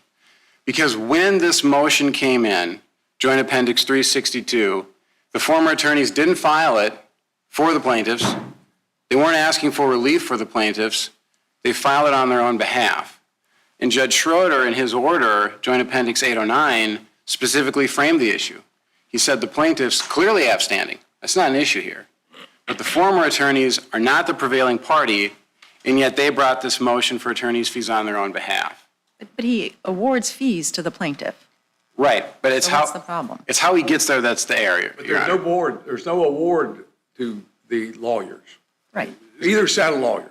The Correct. fee award is to the plaintiffs. And that's what the statute says. They have a right to make the claim for the fees and the costs. We do not disagree with either of Just those. about like which lawyer is entitled to ask for fees on behalf of the plaintiff? Yes, and I How is think... that a standing question? Well, we need to get to... Well, for this reason. Like, is there an argument that the lawyers don't have a concrete, an Article 3 interest in this case? Yes. They don't represent the plaintiffs. I'm sorry, right, but the plaintiff's the one who got the money. I'm sorry. Right. I don't see the absence of sort of any Article, are you talking maybe about prudential standing? Like who should represent whom? I just don't see how this is an Article 3 issue. Because the movement in this case that we're challenging is not the plaintiff. We agree they have standing. The movement is the former attorney. The former attorney did not bring the motion for the plaintiff. Well, I think, wasn't the plaintiff in the caption? The movement sought that relief on their own. Isn't the plaintiff in the caption? Well, certainly they're in the caption. Then what is the problem? They don't I don't represent... understand the Article 3 problem. I understand like the tricky question about which lawyer is speaking for whom, but I Counsel, let me ask this question. Had the former attorneys simply sent their materials to the current attorneys, and the current attorneys had simply attached it as an exhibit, and the current attorneys had filed a single motion on behalf of the parents seeking all of the fees, would you have any issue, and would we be here today? I've thought a lot about that. We would not be here on a standing argument with respect to the former attorney's attempt to seek their relief. there may be other arguments that we would have about that presentation that are unique to this particular case. And Judge Schroeder spells a lot of that out. Years of protracted litigation, unnecessary That's litigation. about the That's a different- reasonableness of the fees, not about whether or Well- not the parents, who are the prevailing parties, are able to seek whatever quantum of fees and costs are related to their litigation of the case. The judge doesn't have to accept that they're all necessary or reasonable, but there would be no reason why the court could not consider all of those fees, even though they involve more than one set of attorneys. I think that is correct in the sense that it wouldn't be a standing argument. What I'm simply saying is there may be other arguments had the matter came before the court that way that we would have advanced. They're not before the court now. But I really do want to dial in. Can I just stop you on that for a minute, because I am sort of curious. One of the things we have to think about is the implications of your argument. And the implications are pretty minimal if you can get around any problem here by simply stapling the two things together and having the current lawyers submit it. It also seems highly formalistic. But if you are saying, no, that might not be an avenue in this or other cases, then I become more concerned about the implications of the position you're taking. Then how is the prevailing plaintiff supposed to get the fees for the work done by the first set of lawyers? If they can't just have the current lawyers submit it and they can't submit it on their own, how are they supposed to get the fees? There's no reason that the plaintiffs couldn't have their current attorneys do that. Okay, I thought you said there might be reasons that No, you there don't want may- to tell us about. There may be reasons in particular You're to, trying to elevate form over substance. no, Well, you're saying that they could do it another way, that current lawyers could do it. I think what you really want is you don't want them to be, the plaintiffs to get an award for what the first lawyers did. That's what it looks like. well, here's why I disagree. You want to factor them out. I want to dial in on the standing question. I'm certainly not going to get before this court and say that if the plaintiffs, as the prevailing party, defined in the statute as the parent of a child with a disability, that if they bring the motion, they don't have standing. That's not accurate. But that's not what happened here. And the problem with what Judge Schroeder did is Judge Schroeder explained what happened here. well, He laid it all out, his opinion. what he did is he adopted a test that said the question is He consent. laid out the facts in the opinion. He laid out the facts. Well, I don't disagree He with. explained it very, very well. Here's the wider implications, I think, to dial in on what. You're taking you got a different scenario. To put a different turn on it. That it would be to the advantage of your client, for sure. Well, it also, I can understand that. there's also broader concerns with how this matter came before the court, and that's really where we want to focus here. There is no dispute that the former attorneys do not represent the plaintiff. And so when Judge Schroeder. They withdrew, right? They were replaced. Right. If I recall right. Right. But here's why that's important, though. That happens in lawsuits and Absolutely. prosecutions. And When lawyers get in, get out. That happens. When Judge Schroeder decided the standing question, he said. Plaintiffs are the same for the first part of the case and the last part of the case. When Judge Schroeder decided the standing question, he said, I have to look to see if there's consent. And here's the bigger argument.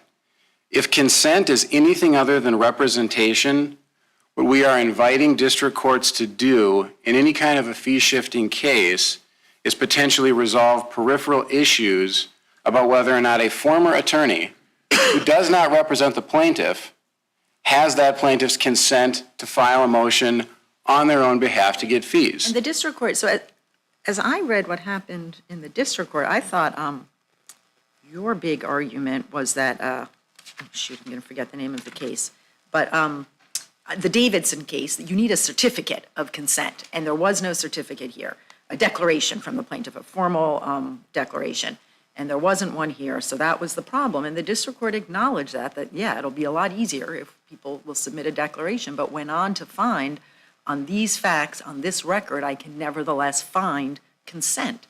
So, I mean, I guess it seems to me that now mostly what we're arguing about is whether the district court's factual finding was correct. I mean, if there was consent, what is the problem? I don't think that factual finding is squarely the issue. I think it still remains. You don't think it's, I don't think we're arguing, to respond to Judge Harris's comment and question, we're not arguing factually whether there's consent. We're saying So if there was consent, then what is the problem? the question is whether or not, as a matter of law, standing can be conferred from a party to their former attorney using consent. And when you look The at, party is the one who got the judgment. It's the judgment that has to comply with Article 3. The question of which lawyer represents whom, I don't see how that is not a question that is at least largely resolved by consent. if consent is something other than representation, you are inviting courts to get involved in these kind of peripheral disputes. About whether or not there's consent. Absolutely. Okay, fine, and I mean, I think we can all agree it would be a lot cleaner if you had a declaration of consent or something like that, or if people don't change lawyers, everything could be easier, but this district court did get involved in the question of consent and found consent, so you need to be arguing that his finding was clearly erroneous. And then you'd have something. Well, You don't make that argument. Respectfully, Judge King, I think we still have something. When you look at Davidson, which is where Judge Schroeder turned, consent in that case dealt with representation. That was the issue. The attorney filed the motion, the defense moved to dismiss, and the district court said, well, do you represent this group of plaintiffs or not? Submit something to show us that you do. It didn't happen, the case was dismissed. Later in a different case that cites Davidson, Adams versus Compton Unified School District, a case out of California, the plaintiff did the exact same, or the attorneys, did the same thing as the former attorneys here. Filed a motion for fees on their own behalf and said, our representation agreement with the plaintiff gives us standing to do that. And that court said, no, we don't look at what the agreement was. We look at what the statute says. Congress created this act. You are not a prevailing party. You are not the parent of a child with a disability. I totally agree that had the district court awarded fees to the lawyers, we would have a serious problem. But that isn't what happened. So I guess I am just not clear why the prevailing party language is sort of relevant here. The money went to the prevailing party. But the motion was not brought by the prevailing party. It was brought by the attorneys. So what Judge Schroeder did is almost, it's at page 362. And what Judge Schroeder did was almost, and not to bombard Your Honor with too many page citations, but at 809, Schroeder clearly says that's what happened here. These attorneys are bringing the motion for fees on their own behalf. And I want to make sure I hit on the Second Circuit's opinion in Brown versus General Motors. That's a case arising out of the Civil Rights Fee Act, which is similar to this act here. And the court says the problem with a former attorney bringing motions on their own behalf is they don't represent the plaintiff anymore. They're not necessarily aligned with the plaintiff's interests. And so that creates an issue for everybody involved by simply saying, well, we represented them before, our agreement let us do this, so we can do it now. That's why you need the consent. That's where the consent comes in. But then the question becomes, how do we judge it?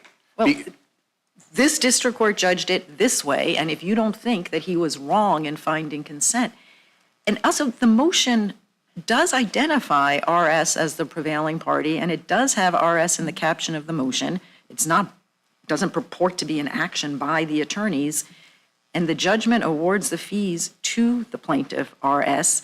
And I do understand that there's some kind of language in the opinion that I think is sort of colloquially saying, look, the former lawyers brought this thing, not RS as represented by current lawyers. But I just don't see how we could say that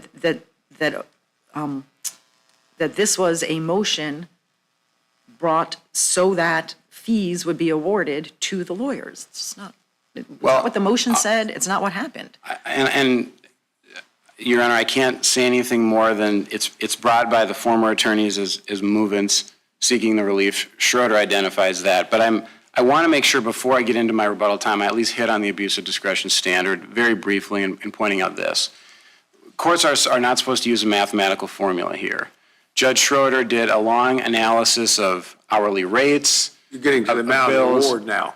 Right. Right. When he does that analysis, it's long, it's detailed, but when he gets to the degree of success, the most important factor, then all of a sudden he reverts to math. His math doesn't make any sense, and he just almost says 33%. It just almost comes out of thin air. He says that these plaintiffs succeeded on 57% of their claims, that they were awarded 20% of the relief that they sought, but that they somehow achieved a 67% rate. He said because they did prevail on the most important issue in the Right, but case. what he That's did- how he got there. Well, what he did, it's still using that 57% number. So our position on that is, in using his discretion, if he's going to use metrics like that and using his discretion, they need to add up. Otherwise, we don't have any ability to understand how he gets to that number. I want to make sure I reserve the rest of my time for rebuttal. I do appreciate the panel's time. Thank you very much. Mr. Howard? Good to have you with us, Mr. Howard. Good morning, Your Honor. Thank you very much. Good morning, Your Honors. My name is Keith Howard. I represent the plaintiff appellees, RS, in this matter. Today, Your Honor, we respectfully request that you affirm. You can take the mask off. It's Oh, I'm sorry. Your Honor, we respectfully up request. to you. Leave it on if you like. No, I don't want to leave it on. I think we can hear you better. I didn't want to put it on in the first place, Your Honor, All right, but good. I want to respect the court. We respectfully request that this court affirm the lower court's decision to award attorney's fees to the plaintiff, RS, in this matter. At the outset, Your Honor, the first issue provided by the appellants is a misstatement of the actual holding of the case.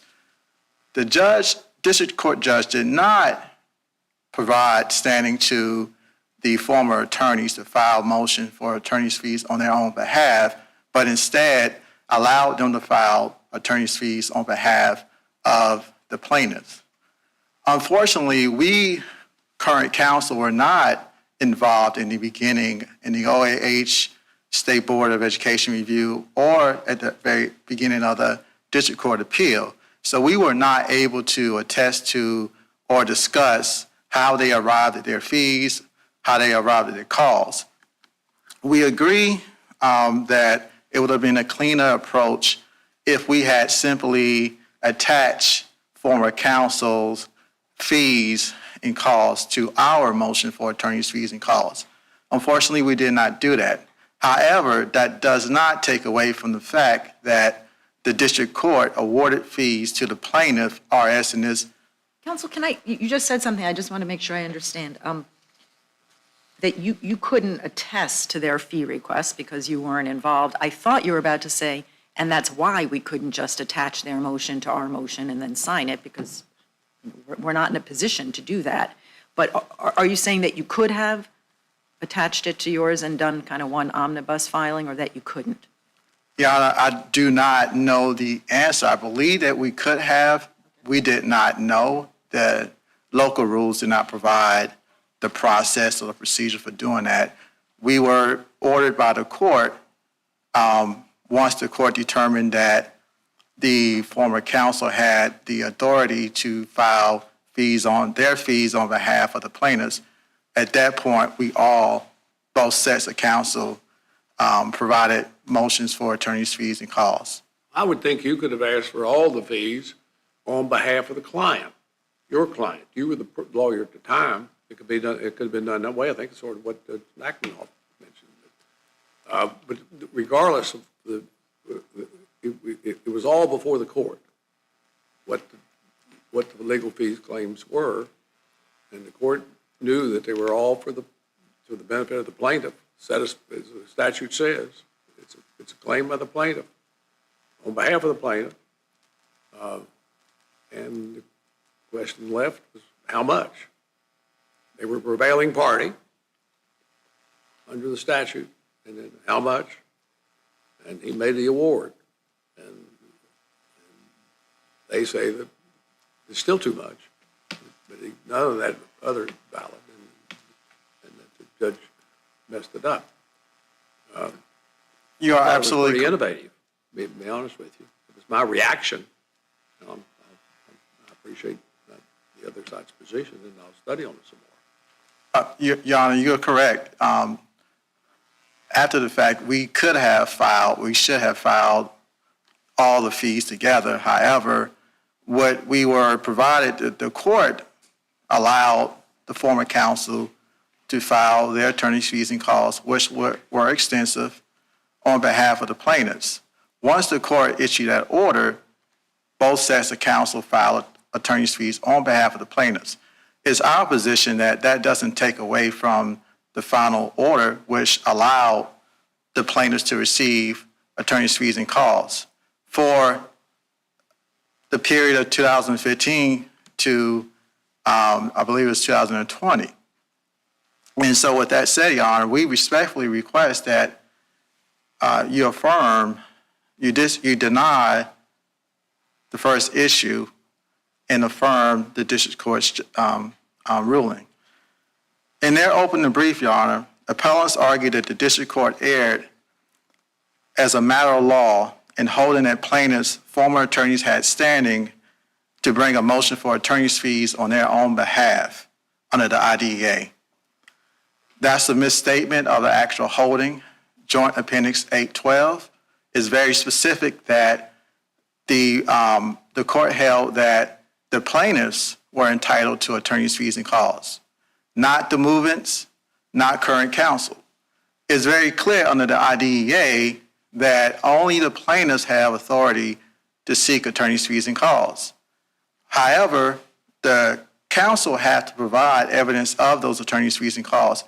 That's what former counsel did. That's what current counsel did. And then Judge Schroeder meticulously went through the analysis and came to the conclusion that the plaintiffs were entitled to attorney's fees and costs at a certain amount of money. It was a total of $519,000. An issue that didn't come up earlier is the fact that Rule 28A82 is very specific. It says that if a party fails to, if the appellant fails to appropriately and accurately cite an error of law, the case must be dismissed. On that ground, Your Honor, we ask that issue 1 be dismissed because the appellants failed to appropriately state and precisely state the actual error of law. Instead, they said that You say Rule 28A or whatever it was, of what rules?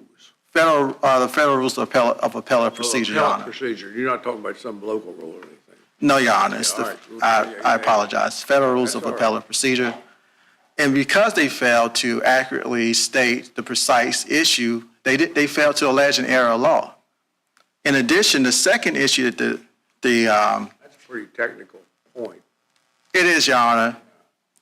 The second issue that the district court abused is If we're going to buy into that, I wouldn't. Thank you, Your Honor. The district court abused its discretion in deciding plaintiff's degree of success for purposes of awarding attorney's fees. Your Honor, again, Rule 28A82A specifically requires citation to the record and authorities, and they failed to do that in their opening brief. Going to the first issue on the merits, Your Honor, appellants have misstated the district court's holding, reasoning, and order regarding their first issue. That's Joint Appendix page 808. The district court did not hold that former attorneys had standing to file a motion on their own behalf to recover their attorney's fees. The court did not award any fees to the former attorneys. The district court recognized that, quote unquote, only the parent and not an attorney seeking to vindicate his own interests has standing to seek attorney's fees under the IDEA. That's on Joint Appendix page 809. Former attorneys were aware of that rule and cited to it in their memorandum of points and authorities in support of their motions for attorney's fees. That's docket entry 106, Your Honor. In their response to the district court's standing order, docket 127, in Wanda's affidavit, which is on Joint Appendix pages 697 through 706, and Adams' affidavit, pages Joint Appendix 709 through 718. Defendants argued that the district court elevated parents' knowledge and consent of former attorneys' action as have created as have created standing for former attorneys to file a motion for their own attorney's fees and costs. That's simply not true, Your Honor. The underlying rationale for parents, rather than their attorneys, having a right to seek attorney's fees is that it ensures that plaintiff retains control over the litigation and avoids any conflicts of interest between attorney and client.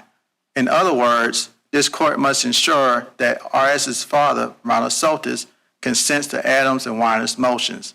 That's on Joint Appendix, page 810. The district court held that former attorneys had standing to file a motion for attorney's fees on behalf of the plaintiff's father and awarded plaintiff's father $519,350.76 in attorney's fees and costs. Your Honor, that number was derived from a number in excess of $1 million. It was over a 14-day due process hearing and over several years of litigation. The court considered the following evidence at Joint Appendix page 809 to 812. Parents' fee agreements require that they pay former attorneys and provide former attorneys the ability to file a motion for attorney's fees. It's Joint Appendix 709 through 718 and 738 through 740. Plaintiff's father was required to pay former attorneys fees pursuant to written agreements, which provided that former attorneys would file a motion for attorney's fees. 2, parents were actively involved in the litigation, including before and during the period attorney's fees motions were filed. Parents directed current counsel to work with Adams, former counsel, and wanted to file for attorney's fees. Joint Appendix 719 through 727 and Joint Appendix 728 through 735. 3, the affidavits of counsel state that plaintiff's father, Ronald Soltis, emailed all counsel to keep him updated on the status of the attorney's fees and costs. In response, Mr. Adams, former counsel, law firm emailed plaintiff Ronald Soltis and informed him that they would be seeking attorney's fees and costs on their behalf. 4, current counsel had a right to represent plaintiff's position, which current counsel did, that plaintiff specifically requested that all attorney's fees and costs be submitted for purposes of establishing attorney's fees and costs in the district court. 5, the court distinguished this case in their order from Davidson, where the court dismissed a case brought in the name of plaintiff's mother when he failed to produce a declaration from the plaintiff attesting to her knowledge of the fee motion. That's distinguishable from this case. There's no case, no Fourth Circuit jurisprudence that specifically says that a declaration is required. Consent was enough, and the consent was provided. It would be a little bit easier if there'd been a declaration from the parents, wouldn't it? Absolutely, Your Honor. It would have been easier, much easier. However, the plaintiffs did provide consent on multiple occasions to me and to my co-counsel that they expected us to seek attorney's fees and costs from all 4 attorneys because they were ultimately responsible for those fees and they were deemed a prevailing party. And that's not in dispute. And so as a prevailing party, they were entitled to attorney's fees and costs, which Judge Schroeder appropriately determined was $519,000. The district court distinguished the case from Davidson in this order because former attorneys submitted contemporaneously evidence of the parents' knowledge and consent, and therefore a declaration was not required. Quote unquote, in other words, it is clear that Adams and Weiner's fees action was commenced with the knowledge and consent of the plaintiffs. Joint Appendix 812. The district court ultimately held, quote unquote, in sum, the court finds that Ronald Soltis, as prevailing party, who is a parent of RS, is entitled to reasonable attorney's fees. Joint Appendix 811. Accordingly, the court finds that Adams and Weiner have standing to bring their motion seeking fees for Ronald Soltis. Very clearly stated on Joint Appendix page 812. Appellants argue that plaintiffs parents only consented to former attorneys seeking to recover money actually paid by parents. Opening brief, page 19 to 21. Plaintiff's parents are not attorneys and they're not sophisticated. They requested that all 4 attorneys seek attorney's fees and costs on their behalf, and that's what was done in this case.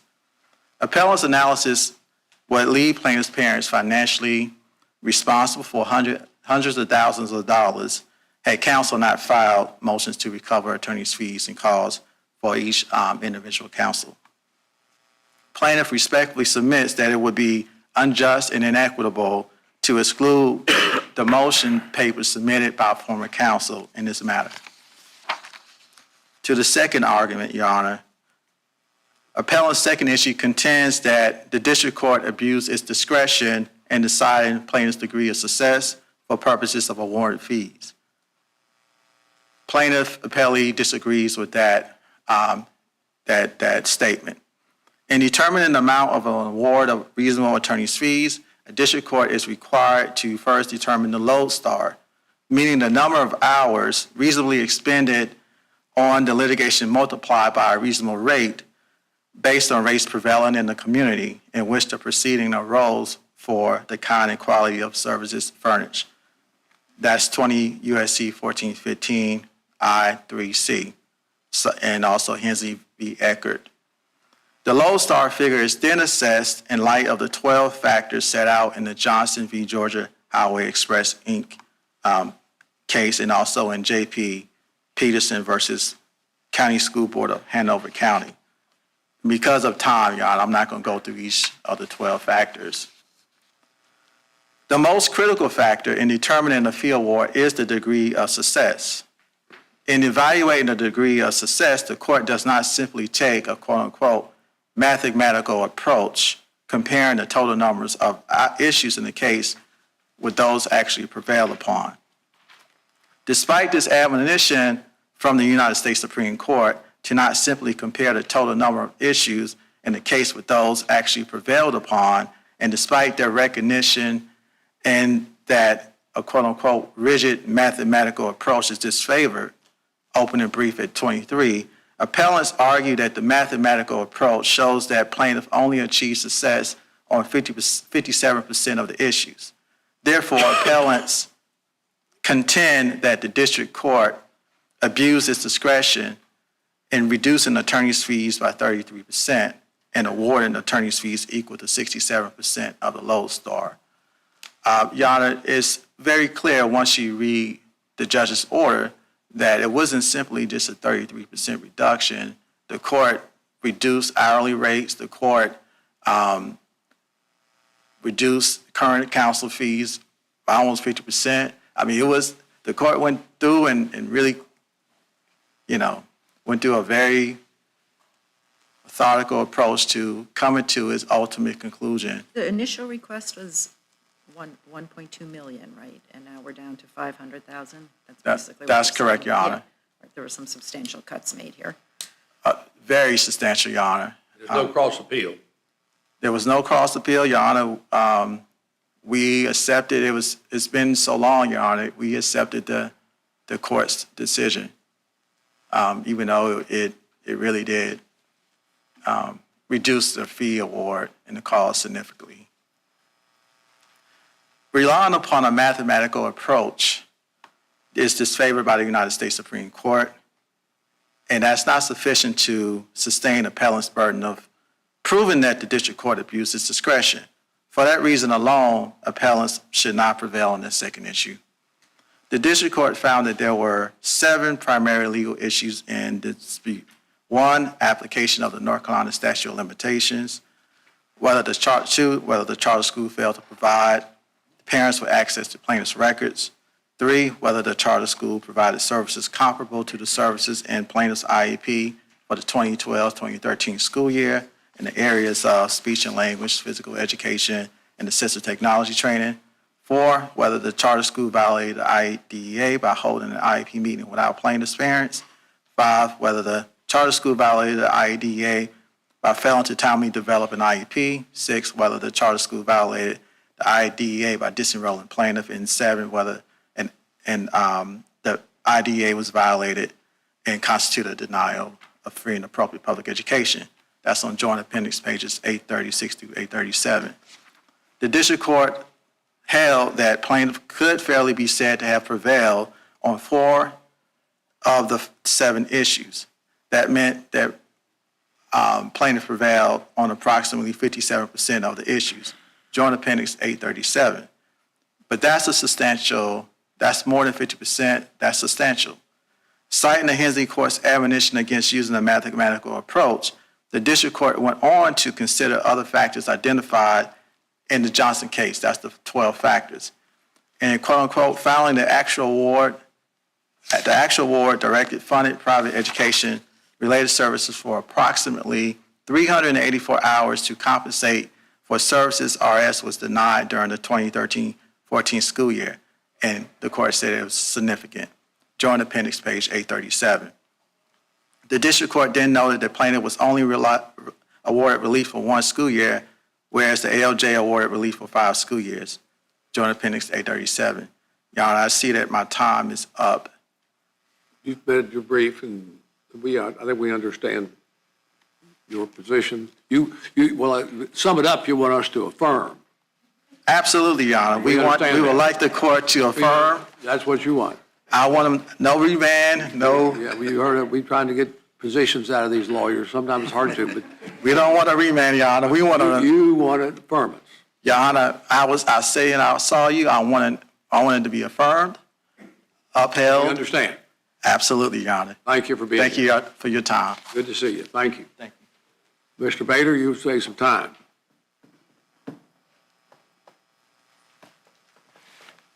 To stick with the theme, Your Honor, we want to be reversed and remanded. I've appreciated the panel's questions here this morning and some of the comments, and getting some inclination as to where you may be leaning. And so what I want to do with my remaining time here is frame the issue this way. If what this court holds is that a plaintiff can give consent for a former attorney to bring a motion where there's no representation, there's no retainer agreement, it's just I consent to you, my old lawyer, doing this. If that becomes the standard, there are 3 significant points that we want to make sure we raise. The first is this, and it's set out in the Brown versus General Motors case. Former attorneys don't owe the same obligations to their clients. By bringing these motions on their own behalf, they compromise the parent's ability to control the case. Okay? That's not an abstract, that's not a hypothetical situation.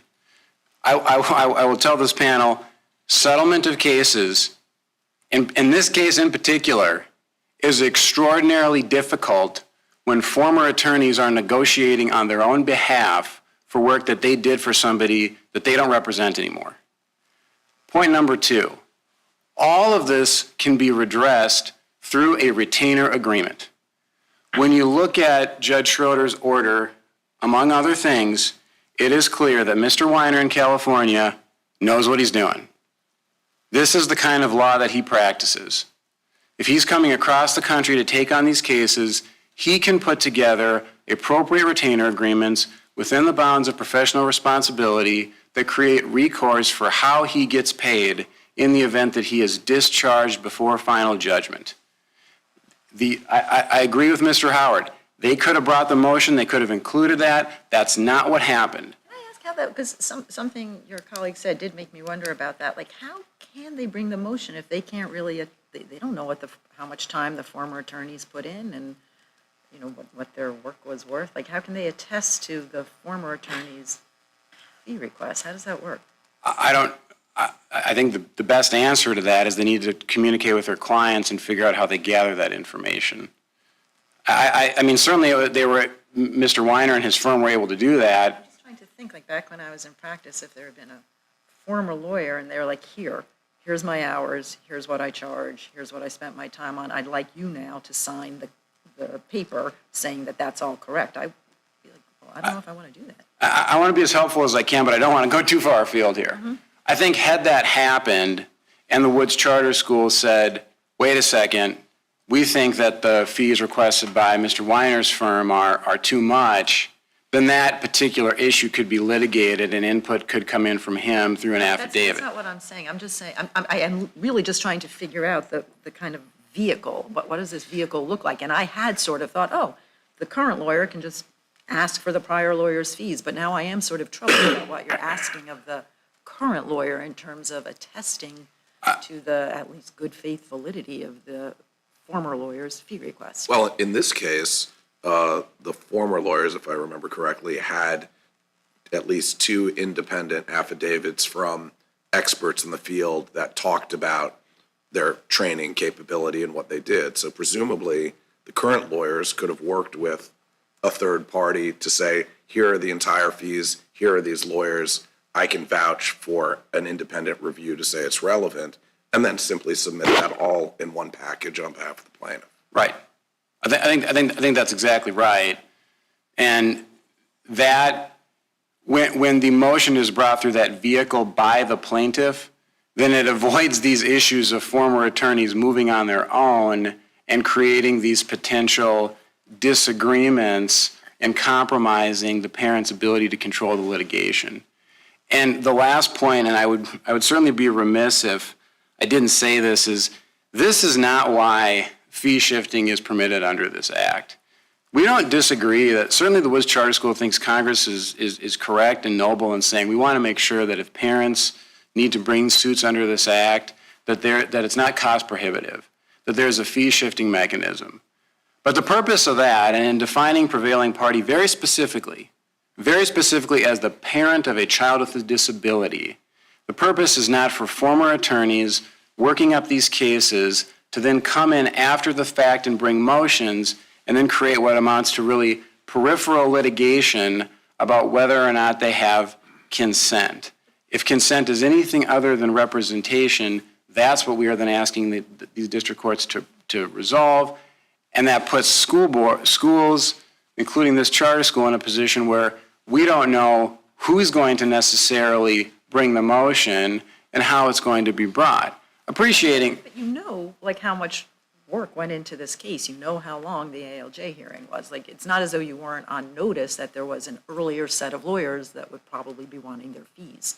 I guess I'm not quite sure where the notice problem comes in. Well, I'm not saying it's a notice problem strictly, just that the school, as any defendant in a fee-shifting case, they should be able to say, well, our fee exposure is to the party.